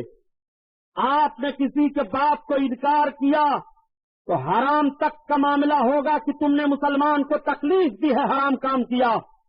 لیکن حضرت عبداللہ ابن حذافہ کا الگ معاملہ ہے، اب اگر کسی نے ان کے باپ کا انکار کر دیا تو صرف حرام نہیں ہوگا، کفر ہو جائے گا، اللہ کے حبیب کے فرمان کا انکار لازم آئے گا۔ اللہ کے حبیب نے ارشاد فرمایا عبداللہ تمہارا باپ حذافہ ہے۔ حضرت عبداللہ کی ماں نے جب سنا تو کہا بیٹا تم کو اللہ کے حبیب سے اس طرح کا سوال نہیں کرنا چاہیے، بیٹا تم نے عجیب سوال کر دیا، یہ تو خیریت مناؤ کہ اللہ تعالیٰ نے تمہاری ماں پر کرم کیا کہ اس کا قدم سلامت رہا، اگر ایسی بات نہ ہوئی ہوتی تو بیٹا تم نے کیا پوچھ لیا تھا، ایسی بات تمہیں اللہ کے حبیب سے نہیں پوچھنی چاہیے۔ حضرت عمر فاروق اعظم بارگاہ میں جلوہ افروز ہیں، میرے آقا نے فرمایا پوچھو جس کو جو کچھ پوچھنا ہو قیامت تک۔ تب تک ایک اور کھڑا ہوا، اس نے عرض کیا یا رسول اللہ بتائیے میں جنت میں جاؤں گا کہ جہنم میں؟ سرکار نے فرمایا تو جہنم میں جائے گا۔ جیسے سرکار نے یہ بتایا، اب آپ ذرا غور فرمائیے کہ میرے آقا نے جنتی اور جہنمی کی پہچان بتا دی کہ نہیں؟ سرکار نے بتایا تو جہنم میں جائے گا، جہنم میں۔ آقا کی بارگاہ میں حاضر ہے، کلمہ پڑھ رہا ہے، مگر اندر سے کھوٹ ہے، کجی ہے۔ سرکار نے اس کے نفاق کو ظاہر فرما دیا، تو جہنم میں جائے گا۔ حضرت عمر فاروق اعظم نے دیکھا کہ اگر ایسے ہی لوگ کے بعد دیگرے پوچھتے رہے تو نہ جانے کتنے راز ظاہر ہو جائیں گے۔ آپ کھڑے ہو گئے اور سرکار کے مقدس کندھوں پر دوش مبارک پر اپنے ہاتھ کو رکھ کر کے عرض کرتے ہیں، یا رسول اللہ آپ بیٹھ جائیں میرے سرکار۔ اللہ کے حبیب تشریف فرما ہوئے۔ حضرت عمر فاروق اعظم عرض کرتے ہیں، یا رسول اللہ ہمارا ایمان ہے کہ آپ نبی برحق ہو، ہمارا ایمان ہے کہ خدا ایک ہے، یا رسول اللہ ہمارا ایمان ہے کہ اللہ عبادت کے لائق ہے، اسلام میرا مذہب ہے۔ اے اللہ کے حبیب اگر ہم میں سے کسی نے آپ کو کچھ کہہ دیا ہے تو اس کی معافی ہم مانگ رہے ہیں، اللہ کے حبیب معاف فرما دیجئے۔ آقا ارشاد فرماتے ہیں، جاؤ میں نے معاف کر دیا۔ سبحان اللہ سبحان اللہ۔ اس کو کیوں نہیں بیان کرتے؟ یہ علم غیب نہیں ہے تو کیا ہے؟ یہ نبی کے علم غیب ہی پر تو اعتراض ہوا تھا جب سرکار نے منبر پر کھڑے ہو کر کہا تھا، پوچھو جس کو جو کچھ پوچھنا ہے، معلوم کرو قیامت تک میں بتاؤں گا۔ میرے سرکار نے چیلنج کیا تھا، آج بحث کر رہے ہو کہ نبی کو غیب کا علم نہیں ہے۔ اگر نبی کو غیب کا علم مان لو گے اور خدا بھی غیب جانتا ہے تو پھر دونوں میں فرق کیا رہے گا؟ نادان میں کہتا ہوں تیرے عقل کے مطابق کہ نبی کے لیے تو چیزیں پوشیدہ ہیں، خدا کے لیے کون سی چیز پوشیدہ ہے؟ جو تو خدا کے لیے کہے گا کہ خدا غیب جانتا ہے، خدا کے لیے تو ساری چیزیں ظاہر ہے، جو چیزیں وجود میں ہیں وہ بھی ظاہر ہے اور جو چیزیں عدم میں ہیں وہ بھی ظاہر ہے۔ خدا کے علم پر تو کوئی ذرہ پوشیدہ ہے ہی نہیں۔ نعرہ تکبیر، نعرہ رسالت۔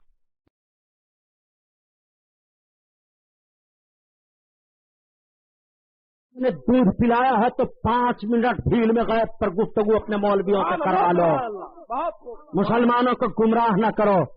یہ دجال حرام خور جماعت نبی کے علم غیب پر اعتراض کر رہے ہیں کہ نبی کو غیب مان لو گے تو اللہ کے لیے بھی غیب ہے، یہ شرک ہو جائے گا۔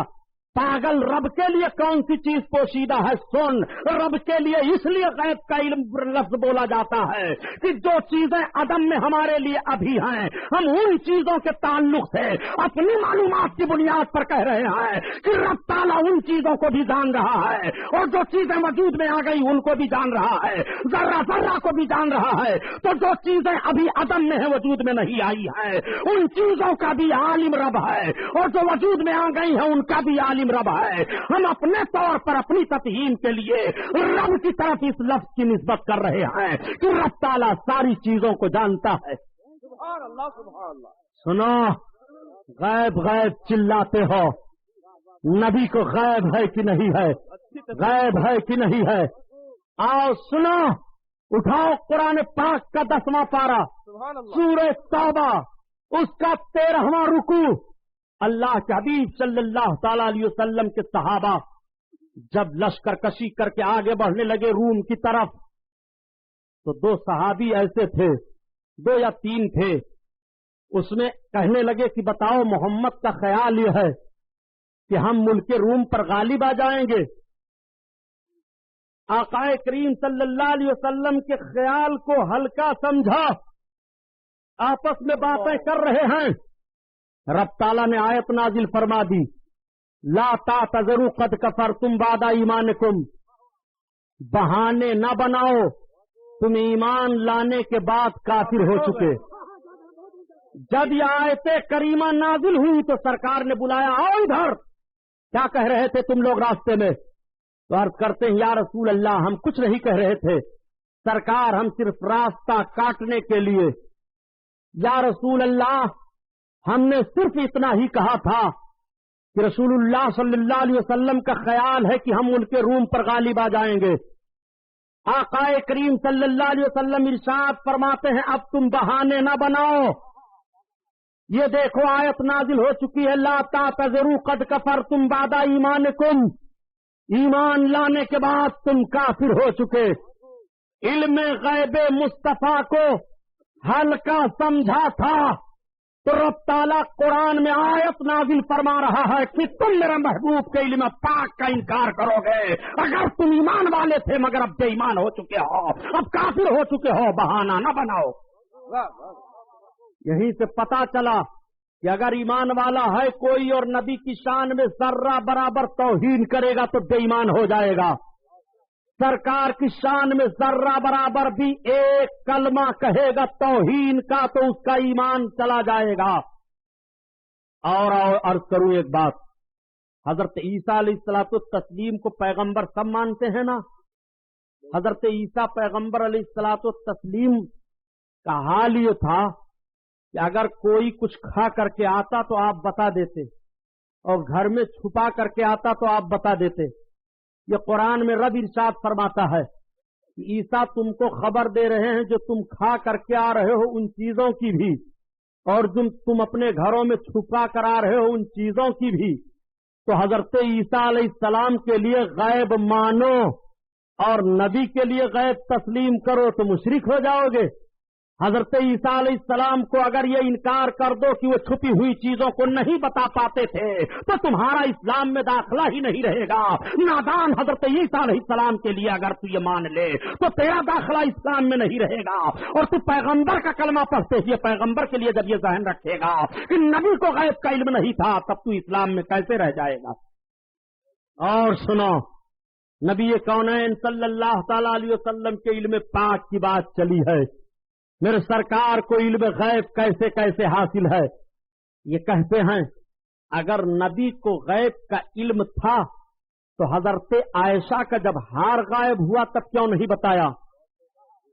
حضرت عائشہ کا ہار غائب ہوا نبی نے نہیں بتایا, اس کا مطلب نبی کو علم غیب نہیں ہے. نبی پاک کے مقدس نالین میں نجاست لگ گئی تھی. اگر نبی کو معلوم ہوتا غیب تو کیوں نجاست لگ جاتی.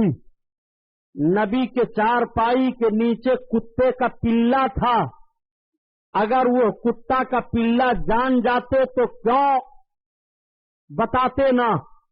نبی کو علم غیب تھا تو کھانے میں زہر ملایا گیا, کیوں نہیں بتایا. نبی کو علم غیب تھا تو صحابہ پر دیواریں گرائی جانے کا مقصد تمام کیا تھا یہودیوں نے اور گرایا تھا, کیوں نہیں بتایا. کیوں صحابیوں کو بھیج دیا.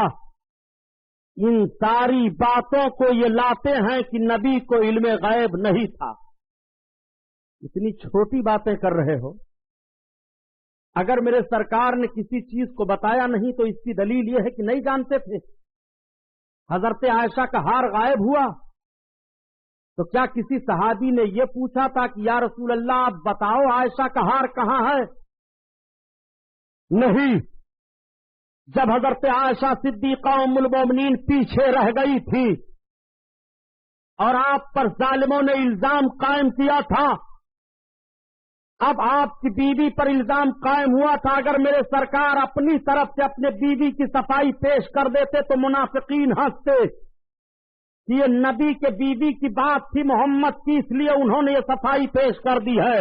میرے سرکار خاموش رہے. نبی کو علم غیب ہے کہ مجھے عائشہ کے ہار کو بتانے کی ضرورت کیا ہے اور عائشہ کی صفائی دینے کی ضرورت کیا ہے. میرا رب عائشہ کے تعلق سے صفائی کی آیت نازل فرمانے والا ہے, اس لیے میرے رسول صلی اللہ علیہ وسلم نہیں بتا رہے ہیں. یہ علم غیب پاک کی دلیل ہے کہ رسول خاموش ہے کہ آیت اترنے والی ہے عائشہ کے تعلق سے, اس لیے تمہیں بولنے کی ضرورت نہیں ہے. سبحان اللہ سبحان اللہ. بہت خوب. سنو, حضرت عائشہ کا ہار غائب ہوا کیوں نہیں بتا دیا. کتے کا پلا چارپائی کے نیچے تھا, نبی نے کیوں نہیں بتا دیا.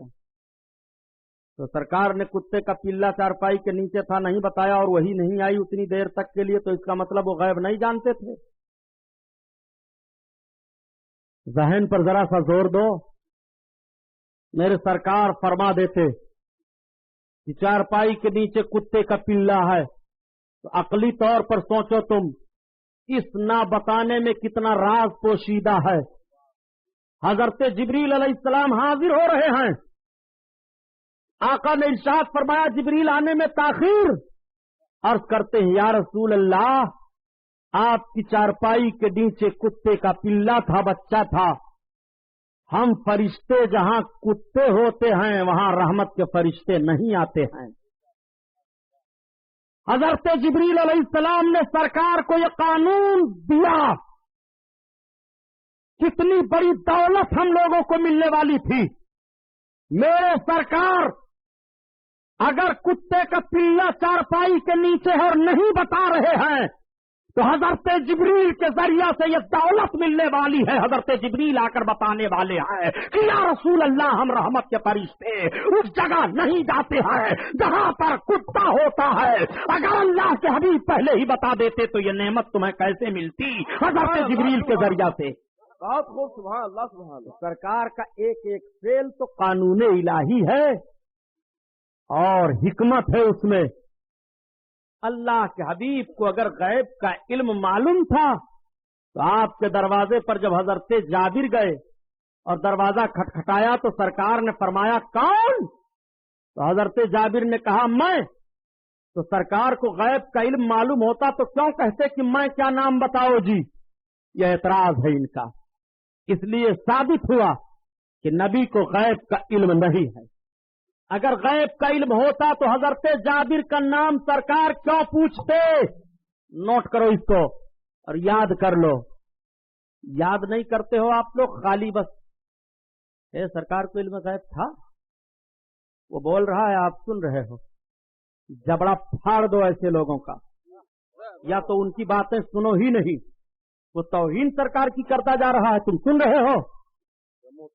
آقا کریم صلی اللہ تعالی علیہ وسلم کا ایک ایک قانون تعلیم امت کے لیے ہے۔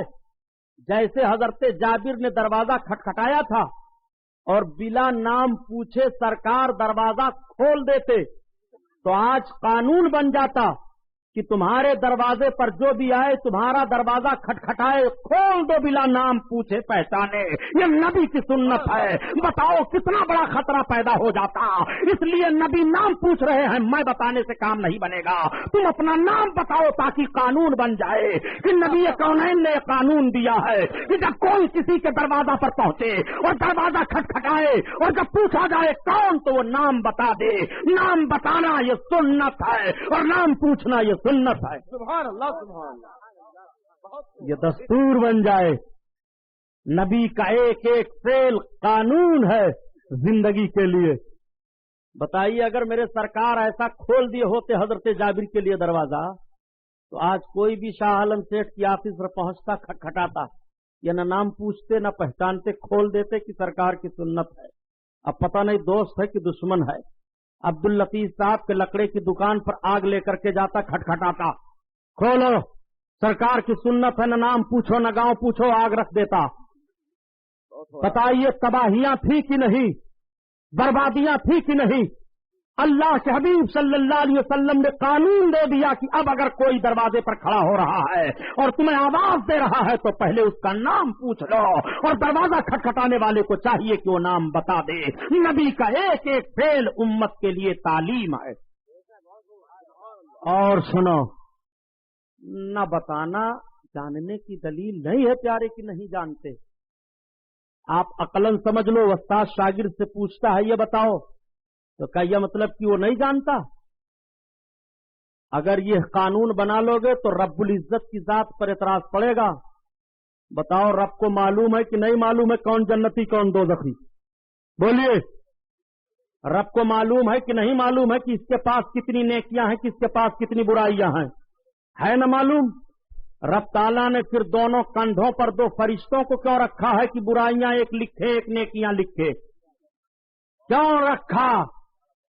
قیامت کے دن کیوں یہ دفتر پیش کیا جائے گا، کھولا جائے گا؟ یہ تم نے جتنی نیکیاں کی ہیں یہ ہیں، یہ تم نے جتنی برائیاں کی ہیں یہ ہیں، یہ تمہاری اچھائیاں ہیں، یہ تمہاری برائیاں ہیں۔ فرشتے جو دفتر دونوں تیار کر رہے ہیں تمہارے کاندھے پر، وہ دفتر تمہارے سامنے رکھ دیا جائے گا۔ کیا رب نہیں جانتا ہے؟ رب کو علم ہے کہ کون جنتی ہے کون دوزخی، دوزخی کو دوزخ میں ڈالے، جنتی کو جنت میں ڈالے۔ نہ دفتر کی ضرورت، نہ میزان کی ضرورت، نہ پرکھنے کی ضرورت، نہ حساب کی ضرورت، نہ کتاب کی ضرورت۔ وہ جنتی کو جنت میں ڈال دے، دوزخی کو دوزخ میں ڈال دے۔ کسی کے اندر ہمت ہے کہ احتجاج کرے؟ پھر رب تعالیٰ نے کیوں ایسا رکھا؟ یہ نظام قدرت ہے، اس کی مشیت ہے، اس کے نظام پر، اس کی مشیت پر کسی کو کوئی اعتراض نہیں۔ رب کا نظام ہے، اس کی مشیت ہے کہ ہم تمہارا جرم تمہارے کندھے پر جو دو فرشتوں کو رکھے ہیں ان کے ذریعہ تمہارے سامنے ثابت کریں گے۔ ہم کو تو علم ہے ہی، تمہیں بھی علم ہو جائے کہ تم نے کتنا گناہ کیا ہے، کتنی اچھائیاں کی ہیں، ورنہ رب تو سب کچھ جانتا ہے۔ تو اب اگر آپ کا قانون مان لیا جائے تو کہنا پڑے گا کہ رب نہیں جانتا ہے اس لیے لکھوا رہا ہے۔ بھئی آپ تو حساب و کتاب اسی لیے رکھتے ہیں کہ آپ بھول سکتے ہیں نا، معاذ اللہ، آپ سے بھول ہو سکتی ہے تو معاذ اللہ کیا رب سے بھی بھول ہو سکتی ہے؟ کیا رب بھی نہیں جانتا ہے؟ تو آپ اپنی جانکاری کے لیے بھولنے کی بنیاد پر آپ سے بھولنا ممکن ہے، تو آپ محاسب کو رکھتے ہو، حساب و کتاب رکھتے ہو۔ معاذ اللہ یہ ذہن و فکر آپ کو خدا کے تعلق سے نہیں رکھنا پڑے گا۔ اگر آپ کا بنایا ہوا قانون استعمال کیا جائے تو رب پر اعتراض ہوگا۔ اور سنو، اللہ تعالیٰ نے حضرت موسیٰ علیہ السلام سے ارشاد فرمایا، وما تلکا بیمینکا یا موسیٰ، سبحان اللہ، اے موسیٰ تمہارے داہنے ہاتھ میں کیا ہے؟ اس واقعے کو بھی ذہن میں رکھو۔ حضرت موسیٰ علیہ السلام کے ہاتھ میں داہنے ایک لاٹھی تھی، جب اس لاٹھی کو آپ زمین پر رکھتے تو بہت بڑا سانپ بن جاتا، اور ہاتھ میں لیتے تو لاٹھی بن جاتی۔ اللہ تعالیٰ نے ارشاد فرمایا، وما تلکا بیمینکا یا موسیٰ، اے موسیٰ تمہارے داہنے ہاتھ میں کیا ہے؟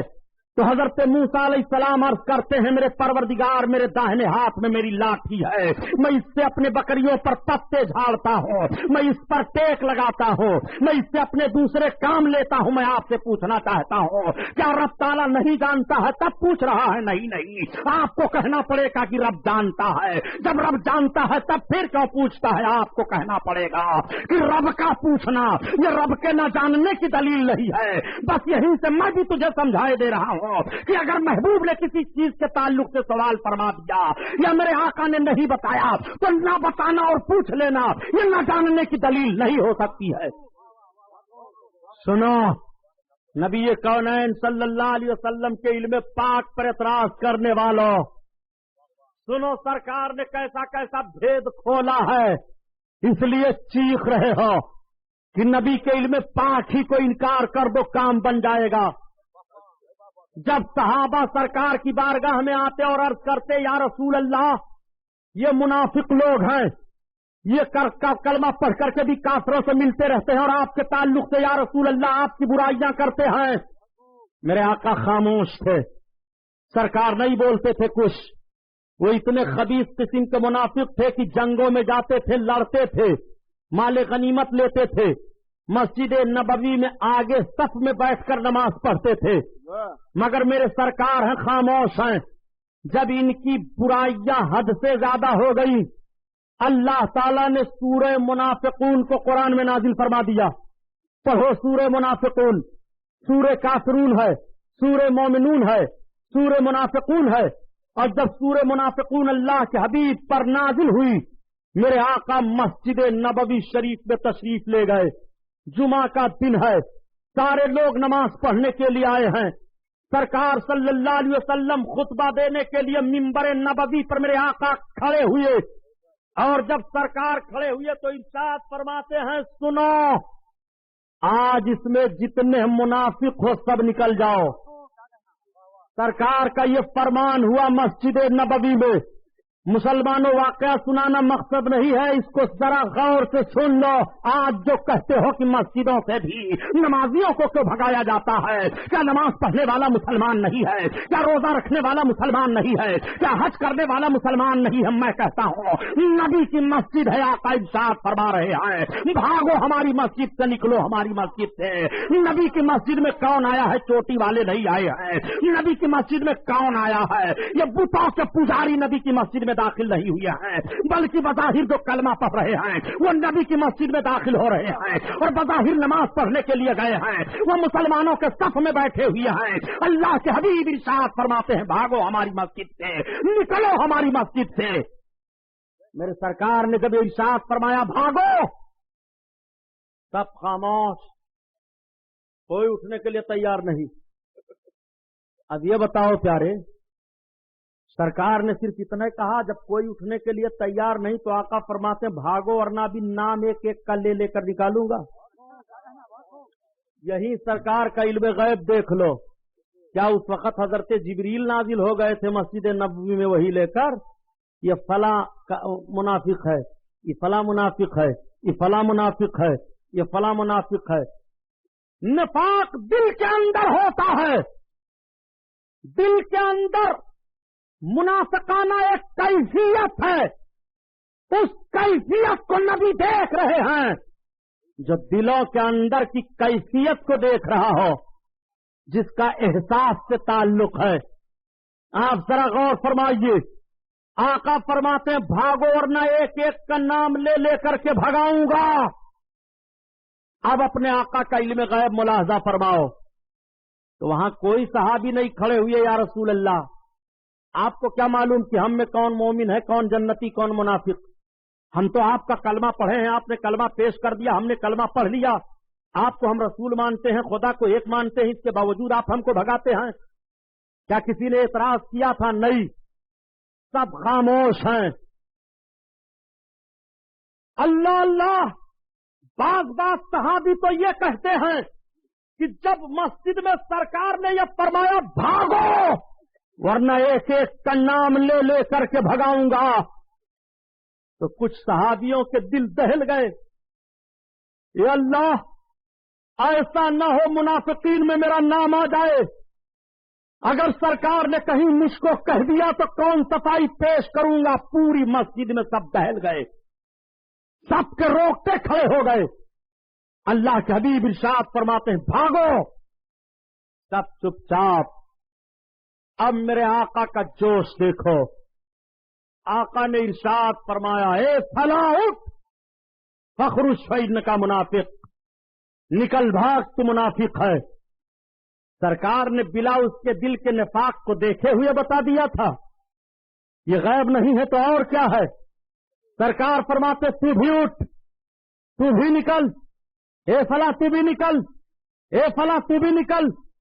300 مرد 175 عورتوں کو مسجد سے سرکار نے نکالا تھا، 550 کی تعداد کو۔ یہ تو 10-20 ہوتے ہیں، زیادہ تو ہوتے نہیں، 10, 20, 25, 50 ہوتے ہیں، اس کے باوجود نہیں بھگا پاتے آپ۔ 24 ہوتے ہیں۔ بہت گندھورا عادت ہے یہ، اتنا گندھورا عادت ہے کہ اس کو کوئی نہیں پسند کرتا ہے۔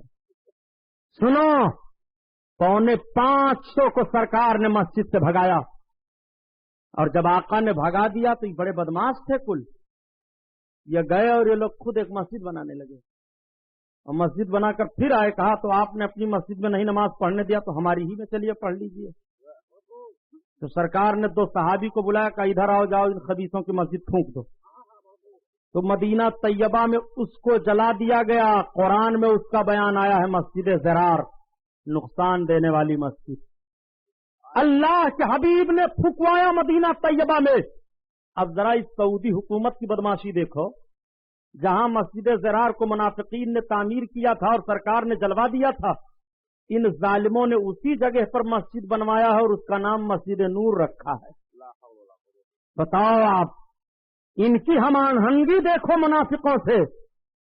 اللہ کے حبیب کا یہ علم غیب ہے کہ نہیں کہ مسجد نبوی شریف سے میرے سرکار نے منافقین کو نکالا؟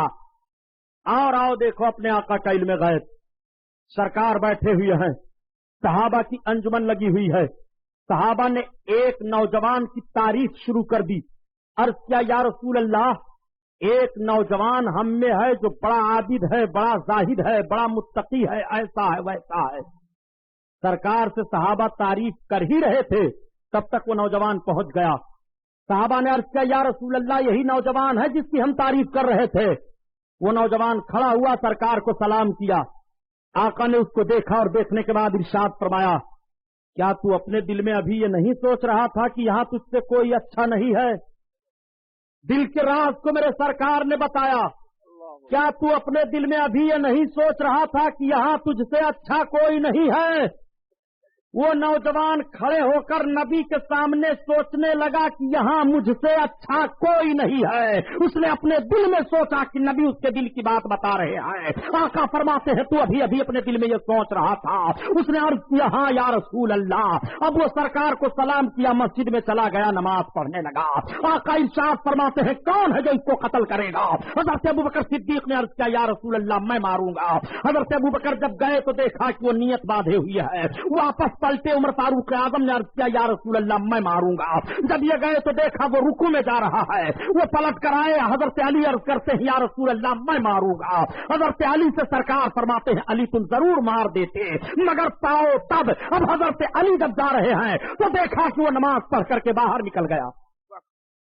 जब बाहर निकल गया तो हजरत अबू बकर, हजरत उमर, हजरत अली सरकार की बारगाह में अर्ज गुजार हुए, या रसूल अल्लाह ये मामला क्या?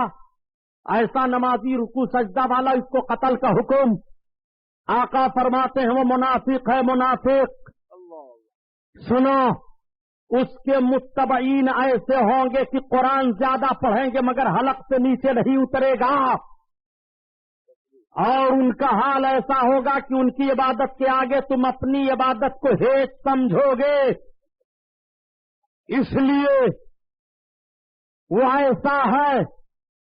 आका फरमाते हैं, अगर वो कत्ल कर दिया जाता तो मेरी उम्मत का सारा फितना खत्म हो जाता, फिर उम्मत में कयामत तक फितना ना पड़ता।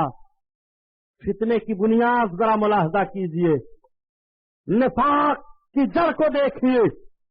आकाए करीम सल्लल्लाहु अलैहि वसल्लम का ये इल्म गैब नहीं है तो क्या है?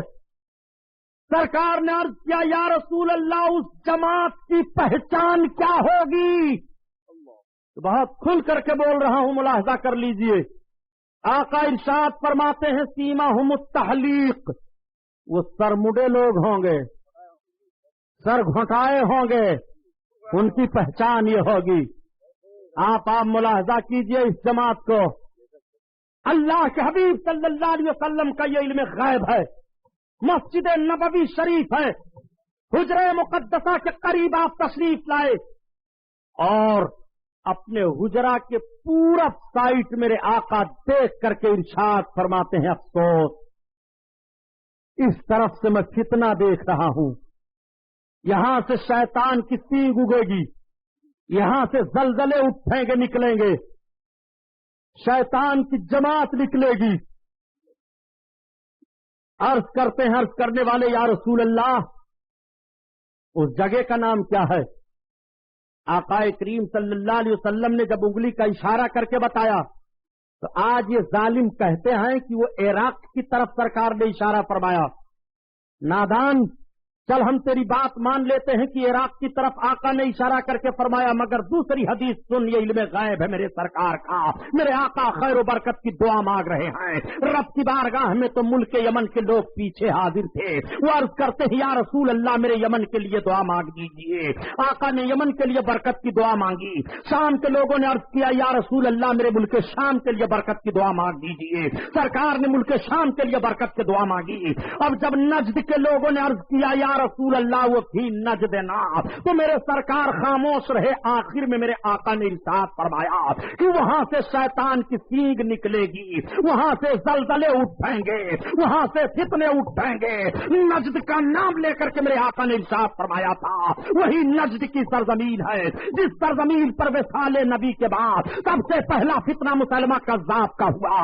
उसी मुसलमा कज़्ज़ाब की आबादी में हिजरी 1109 में मोहम्मद बिन अब्दुल वहाब नजदी पैदा हुआ, जिसने वहाबी अकीदे को फैलाया।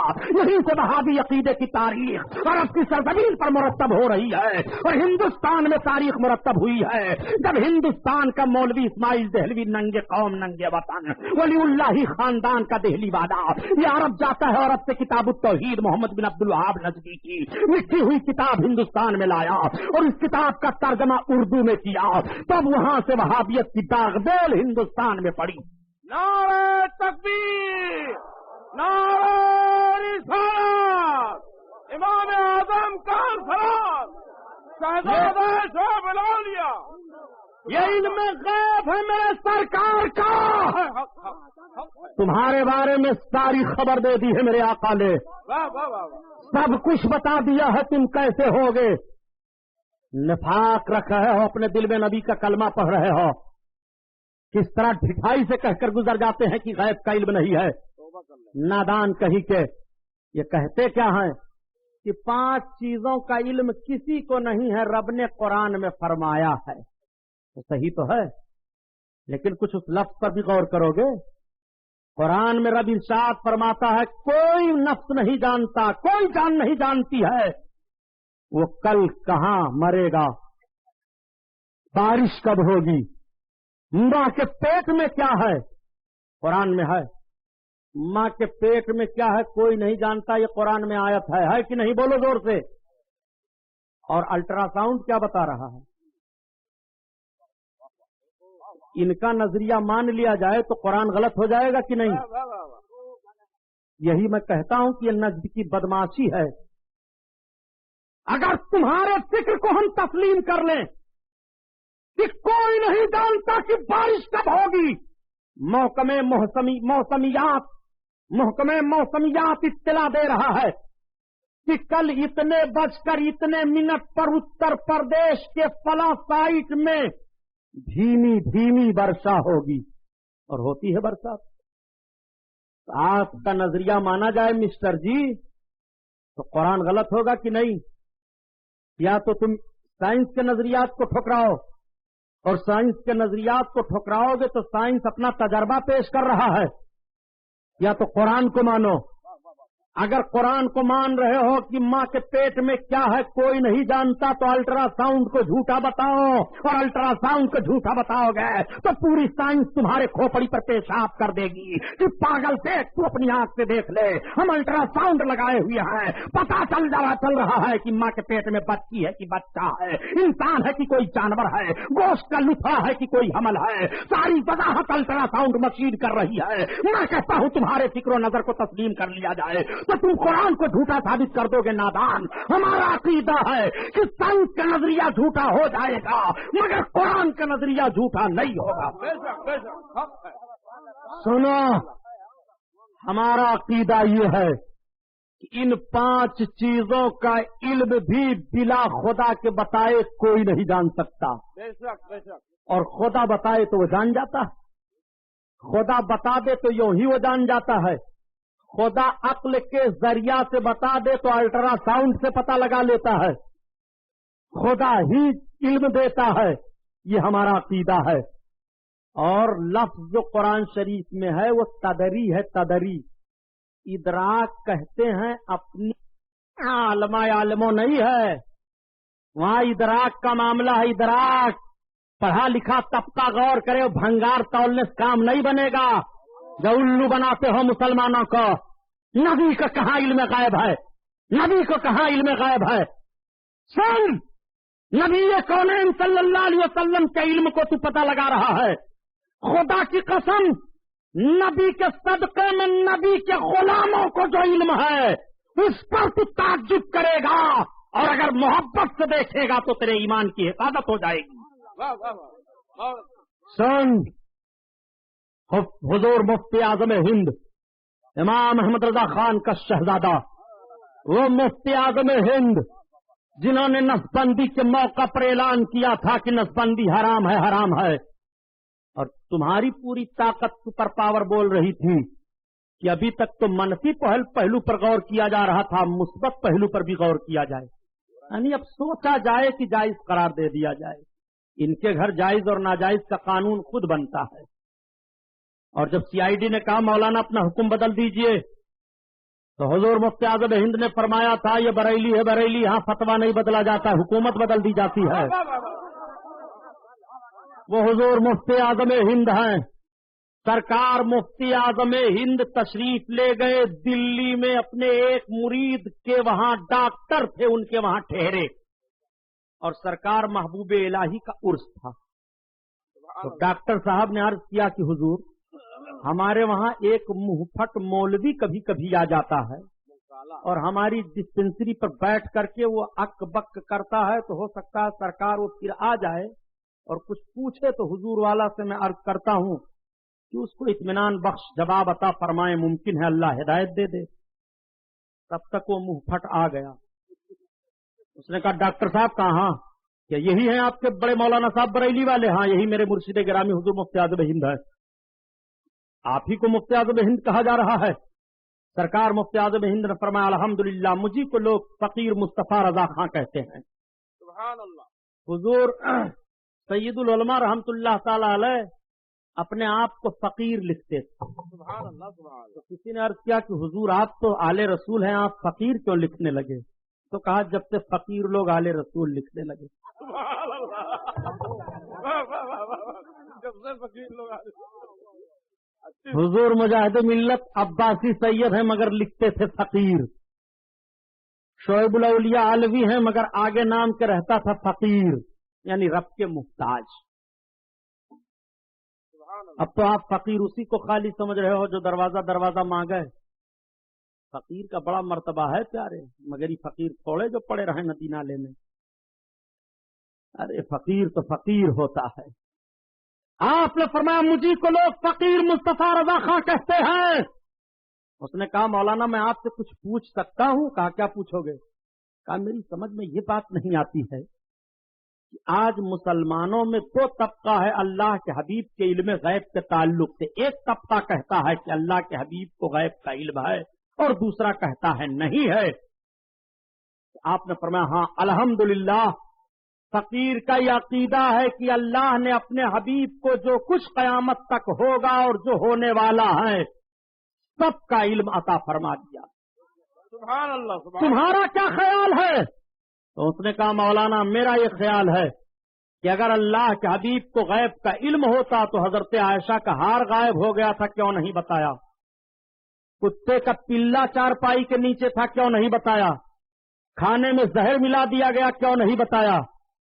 14 سوال اس نے حضور مفتی اعظم ہند سے کیا۔ تو آپ فرماتے ہیں تمہارے سوالات ختم ہو گئے؟ اس نے عرض کیا اب اتنے سوالوں کا جواب آپ دے دیجئے، پھر بقیہ سوال میں کروں گا۔ تو سرکار مفتی اعظم ہند فرماتے ہیں کہ میں تم سے صرف 3 سوال کرتا ہوں، ان تینوں کا جواب تم دے دو۔ کہا یہی تو آپ لوگوں کی عادت ہے صاحب کہ بجائے کسی سوال کا جواب دینے کے الٹے سوال کر دیتے ہو۔ کہا سنو ہم تمہارے 14 سوالوں کو جب سے سن رہے ہیں قریب آدھا گھنٹے ہو گئے، تم پائیں پائیں کر رہے ہو اور تم 3 منٹ میں بھی ہمارے 3 سوالوں کو نہیں سننے کے لیے تیار ہو۔ تم سوالوں کو ہمارے سن لو، میں سارے سوالوں کا جواب تمہارے دے دوں گا۔ اب بتائیے آپ کا کیا سوال ہے؟ تو آپ نے فرمایا بتاؤ یہ اس نوجوان مولوی کا شریعت میں کیا حکم ہے جو قرضہ لے کر کے اپنے شہر سے دوسرے شہر میں بھاگ آئے اور دینے کی نیت نہ رکھے؟ یہ ہمارا پہلا سوال ہے۔ اور دوسرا سوال یہ ہے کہ اس نوجوان کے لیے شریعت کا کیا حکم ہے جس کی ماں بوڑھی ہو گئی ہو اور بھیک مانگ کر کے گزارا کرتی ہو، اور وہ نوجوان بیٹا اپنے ماں کی خدمت نہ کرے، شریعت کا حکم کیا ہے؟ یہ دوسرا سوال ہے۔ تیسرا سوال یہ ہے کہ اس نوجوان باپ کے لیے کیا حکم ہے جس کا بیٹا اپاہج ہو اور بھیک مانگ کر کے گزارا کرتا ہو اور باپ اپنے بیٹے کی کفالت نہ کرتا ہو، اس بیٹے سے باپ کا ایسا تعلق ہے، بتاؤ شریعت کا حکم کیا ہے؟ تب تک اس نے کہا حضور بس رہنے دیجئے، وہ نوجوان میں ہی ہوں جو قرضہ لے کر بھاگ آیا ہوں، وہ نوجوان میں ہی ہوں جس کی ماں بھیک مانگ رہی ہے، وہ نوجوان میں ہی ہوں جس کا بیٹا اپاہج ہے۔ اب بات سمجھ میں آ گئی کہ بریلی کے غلام مصطفیٰ کا جب یہ علم ہے تو مدینے کے مصطفیٰ کا علم کیا ہوگا؟ نعرہ تکبیر، نعرہ رسالت، مسلک اعلی حضرت امام اعظم کانفرنس شعب الاولیاء۔ سبحان اللہ سبحان اللہ۔ یہ پتہ لگاتے ہیں نبی کو ہے علم غیب کی نہیں ہے، واہ واہ واہ۔ ہے علم غیب کی نہیں ہے۔ ابھی پتہ لگا رہے ہیں دنیا کہاں سے کہاں پہنچ گئی، اور آیت پیش کریں گے اس کو بھی ابھی حل کیے دیتا ہوں انشاءاللہ۔ سنو، آقا کریم صلی اللہ علیہ وسلم کے غلاموں کا یہ حال ہے، سرکار کے غلاموں کا جب یہ حال ہے پیارے تو آقا کا کریمانہ حال کیا ہوگا؟ صحیح کہا بیکل بلرام پوری نے، جب ان کے گدا بھر دیتے ہیں شاہان زمانہ کی جھولی، محتاج کا جب یہ عالم ہے مختار کا عالم کیا ہوگا، محتاج کا جب یہ عالم۔ اور سنو، آقا کے علم پاک کو پتہ لگا رہے ہو علم غیب ہے کہ نہیں ہے؟ آقا ارشاد فرماتے ہیں کہ میرے ہاتھ میں وہ دفتر پیش کر دیا گیا جس میں جہنمیوں کے ان کے باپ کے ساتھ نام ہے اور جس میں جنتیوں کے ان کے باپ کے ساتھ نام ہے۔ سرکار فرماتے ہیں میں جانتا ہوں کتنے لوگ جنتی ہیں کتنے جہنمی ہیں، سب کو پیش کر دیا گیا، سب کچھ بتا دیا گیا۔ رب تعالیٰ قرآن میں بیان فرماتا ہے وَعَلَّمَكَ مَا لَمْ تَكُنْ تَعْلَمْ وَكَانَ فَضْلُ اللَّهِ عَلَيْكَ عَظِيمًا۔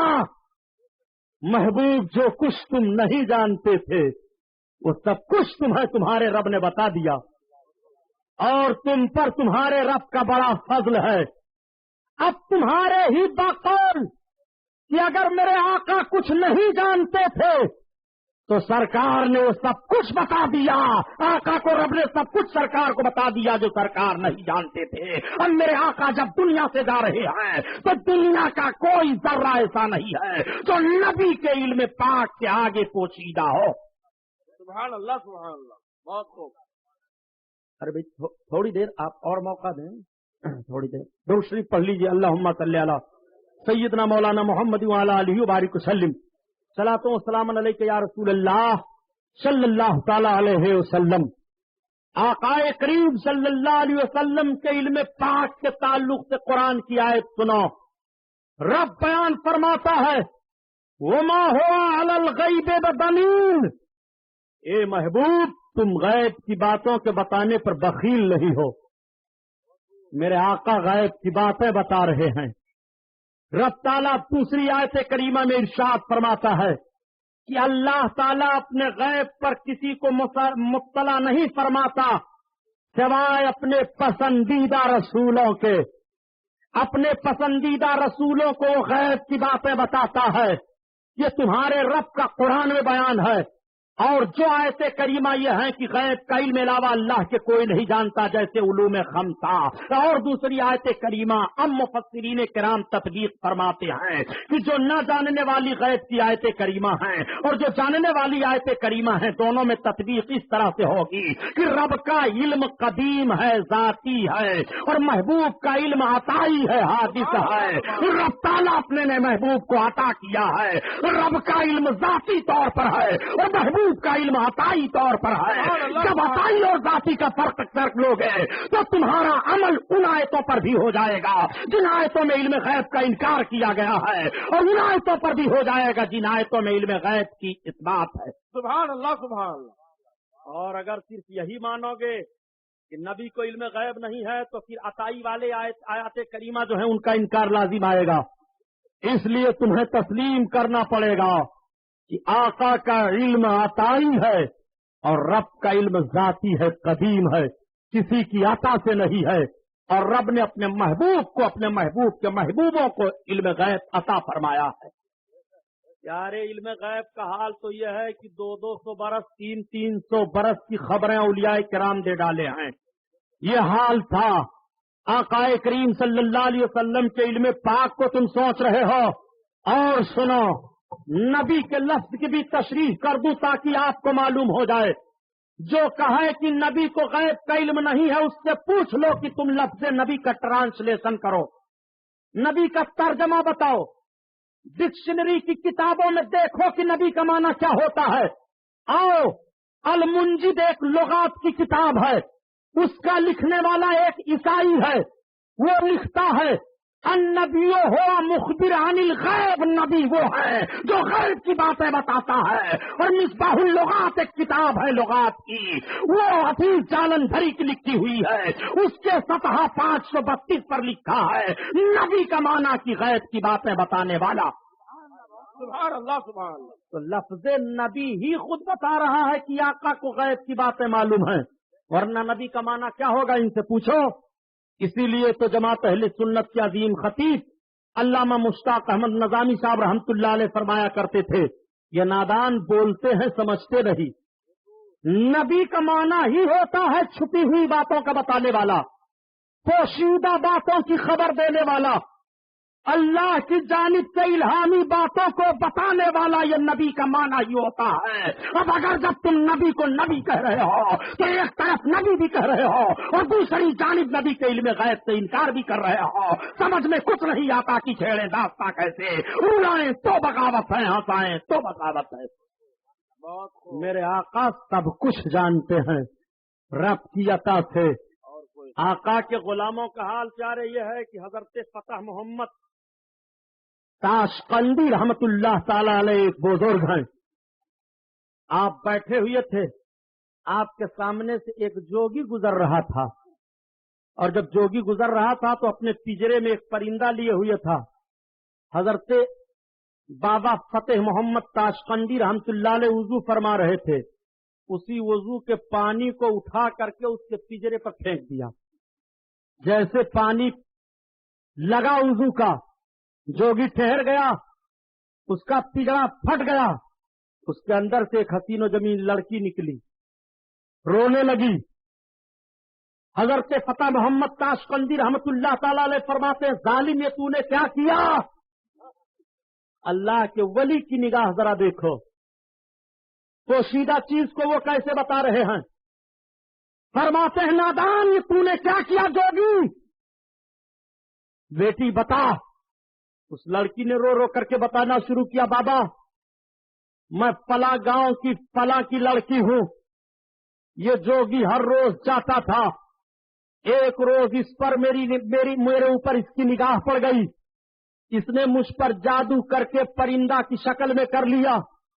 یہ دن بھر پنجرے میں رکھ کر کے لے کر گھومتا رہتا ہے، اور جب رات آتی ہے تو میری شکل میں لا کر کے عزت نفسانی حاصل کرتا ہے، میری آبرو لوٹتا ہے. حضرت فتح محمد تاشقندی فرماتے ہیں ظالم بتا یہ تیری سزا کیا ہے؟ اس نے کہا حضور اب سزا بعد میں دیجیے گا، پہلے ہمیں اسلام کا کلمہ پڑھائیے اور مسلمان کر لیجیے. سبحان اللہ سبحان اللہ. آپ نے اسلام کا کلمہ پڑھایا، اور جب وہ اسلام کا کلمہ پڑھا تو لڑکی نے کہا حضور مجھے بھی کلمہ پڑھا دیجئے. آپ نے اسے بھی کلمہ پڑھایا. اب جب دونوں کلمہ پڑھ لیتے ہیں تو آپ نے ان دونوں کا نکاح فرما دیا. سبحان اللہ سبحان اللہ. یہ ہے ذرا علم غیب ولی کا ذرا ملاحظہ فرمائیے. ولی کی نگاہ کا یہ عالم ہے، رسول اللہ کی مقدس نگاہ کا حال کیا ہوگا؟ سبحان اللہ سبحان اسی لیے تو اعلیٰ حضرت عظیم البرکت فرماتے ہیں کہ تو اپنے نبی کو سمجھنا چاہتا ہے، خلق سے اولیاء، اولیاء سے رسول، خلق سے اولیاء، اولیاء سے رسول، اور رسولوں سے اعلیٰ ہمارا نبی، ہمارا نبی، اور رسولوں سے اعلیٰ ہمارا نبی، ہمارا نبی. علمک ما لم تکن تعلم وکان فضل اللہ علیک عظیما. اے محبوب جو کچھ تم نہیں جانتے تھے اللہ نے تمہیں وہ سب کچھ بتا دیا. سبحان اللہ سبحان. اٹھاؤ تفسیر جلالین، اپنی مسجدوں سے اعلان کرتے ہیں تفسیر جلالین اٹھاؤ دیکھو اس آیت کریمہ کی تفسیر صاحب جلالین نے کیا کی ہے. وہ تفسیر کرتے ہیں اے من الاحکام والغیب، یعنی اللہ کے حبیب جو حکمتوں سے اور غیب سے نہیں جانتے تھے وہ سب کچھ اللہ نے اپنے محبوب کو بتا دیا. سبحان اللہ سبحان. ایک بات اور بتاؤں پیارے، کہ ساری چیزیں مخلوق ہیں، اللہ خالق ہے. اللہ سے بڑا ہے کوئی؟ نہیں. दुनिया की किसी निगाह ने रब को देखा है? हजरत मूसा अलैहिस्सलाम ने एक बार ख्वाहिश की थी तो रब ने फरमाया लन तरानी, मूसा तुम मुझे हरगिज नहीं देख सकते। मगर ये ख्वाहिश पर ख्वाहिश करते रहे तो रब ताला ने अपने जलवों का अक्स सुई के नोक के बराबर कई हिस्सा कर डालिए, तूर पर डाला तो हजरत मूसा अलैहिस्सलाम गश खाकर गिर गए। लेकिन उनकी निगाह का आलम यह था कि 30 कोस पर काले पहाड़ पर काली चींटी को रात में देख लिया करते। सुभान अल्लाह, सुभान अल्लाह। किसी ने रब को नहीं देखा है और अल्लाह के हबीब ने रब को देखा है। और कैसे देखा है, कुरान उसकी वजाहत कर रहा है कि न तो पलकें झपकी, क्या है, सुभान अल्लाह, माज़ागल बसर व तगा, माज़ागल बसर व मा तगा। सुभान अल्लाह, अल्लाहु अकबर। पलकें नहीं झपकी थी मेरे आका की, रब का दीदार कर रहे हैं। और कितनी दूरी से कर रहे हैं? फ़क़ाबा कौसैन औ अदना, एक कमान की दूरी से या 2 कमान की दूरी से या उससे भी नजदीक। इतनी दूरी से मेरे आका रब का दीदार फरमा रहे हैं। तो जब महबूब ने खालिक को देख लिया तो मखलूकात क्या महबूब की निगाहों से छुपाई जाएंगी? इसीलिए आला हजरत ने फैसला दे दिया कि नादान अब बहस न करना, और कोई गैब क्या तुमसे नेहा हो भला, और जब ना खुदा ही छुपा तुम पे करोड़ों दुरूद। सुभान अल्लाह, सुभान अल्लाह। तो जब अल्लाह नहीं अपने आप को अपने महबूब से पोशीदा रखा तो अपनी मखलूकात को भी नहीं रखा। अल्लाह ने अपने हबीब को इल्म गैब अता फरमाया। इस पर हमारा और तमाम खुश अकीदा मुसलमानों का ईमान और अकीदा है, और इससे इनकार करना इस्लाम से अपने आप को निकाल लेना है, खारिज कर देना है। अल्लाह हमको और आपको सहीहुल अकीदा मुसलमान बनाकर रखे, हम खुश अकीदा सुन्नी मुसलमान बनकर जिए और इसी पर हमारा खात्मा हो। अस्सलामु अलैकुम। हजरत तशरीफ रखें आप हजरत, कहाँ जा रहे हैं आप हजरत? अल्लाहुम्मा सल्ली अला सय्यिदिना मौलाना मुहम्मद व अला आलि सय्यिदिना मौलाना मुहम्मद बारिक वसल्लम, सल्लल्लाहु अलैहि वसल्लम अलैहि या रसूलल्लाह। ये पेशकश है रजा एंटरप्राइजेस की। हमारा पता है रजा एंटरप्राइजेस, दुकान नंबर 3, छोटा सोनापुर, नज़द अकबर पीर भाई कॉलेज, मौलाना Shaukat Ali road, Mumbai number 8। Telephone number 23091629।